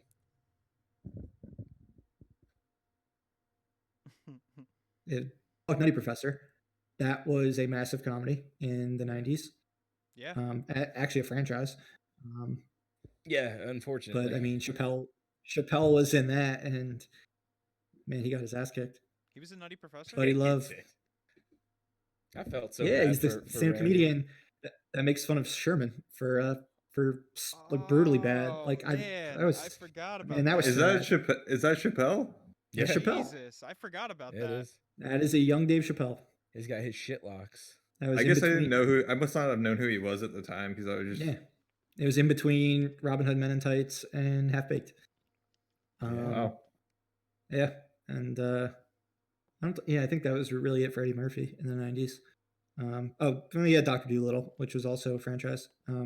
Funny, nothing special. Yeah, I don't know. But there's definitely more. So you guys tell us what we missed. We can do a bonus segment on things we missed. We'll be happy to. And yeah, otherwise we'll move on to Y2K, the millennium. Yeah. It really was though. It was. But yeah. Intense. When the world was going to end at the end of 1999. Y2K. Dude, I was going through old shit the other day in like a backpack, and I found like my calendar from 1999, and I like was flipping through it to like see everything in it. A lot of the movies that we talked about were in this calendar, their release dates, and because I was obsessed with movies back then too. And when you go to December 31st, right next to that, I have Y2K listed out. You're like, world ends. Could be dead. World turn off over. Turn off the computer, idiot. Yikes. Keep the computers off. You lose it. Yeah, but it's gonna be fun talking about what all the movies post 2000.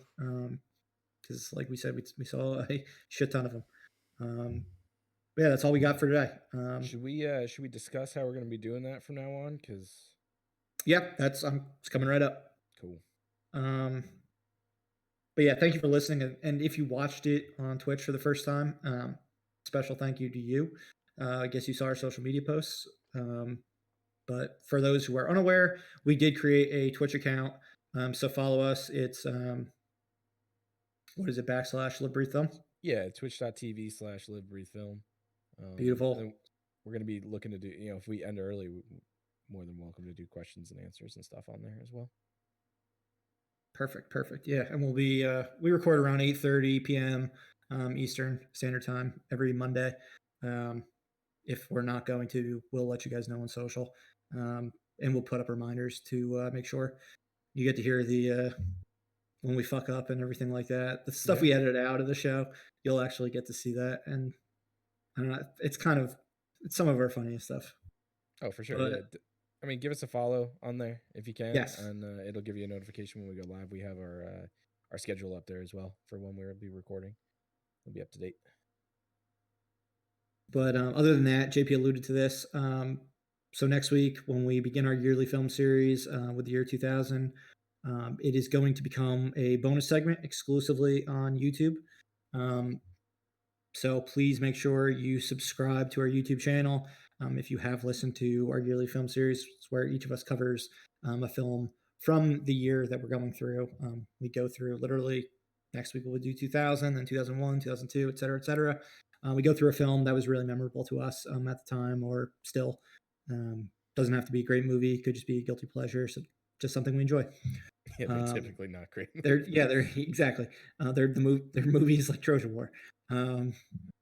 But yeah, it's not going to be, if you're listening to us on Apple Podcasts, Spotify, Amazon, whatever, you're not going to be able to hear it. And if you watch it on YouTube, the full episode, it's not going to be on there either. We will be posting it as its own bonus segment, I believe, on Thursdays or Fridays. We'll figure that out exactly next week and let you guys know. But if you subscribe there, you'll get notifications anytime something goes up. We also, for those unaware, if the full episode is too much to handle at one time, we do put up our feature presentations as its own segment now, the week after we film them. So you have the opportunity to listen to it as a standalone segment as well. But yeah, please subscribe to YouTube and any of those other channels that we mentioned. And on social, please let us know anything you want us to talk about, anything we do not cover that you think we should, or just things that you want us to cover, because we're all about getting your feedback and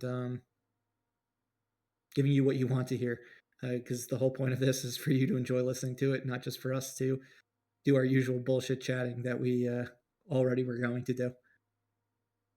But anything else, guys, that I did not get to?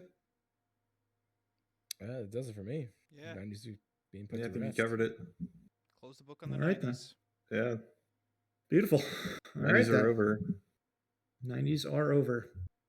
They're coming back in their own way.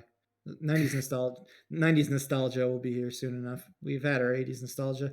90s will be here any day. Mm-hmm. But as always, this has been Corey, Doug, JP, and Murph at Live Breathe Film. We'll be back next week, and we hope you are too. Thanks a lot.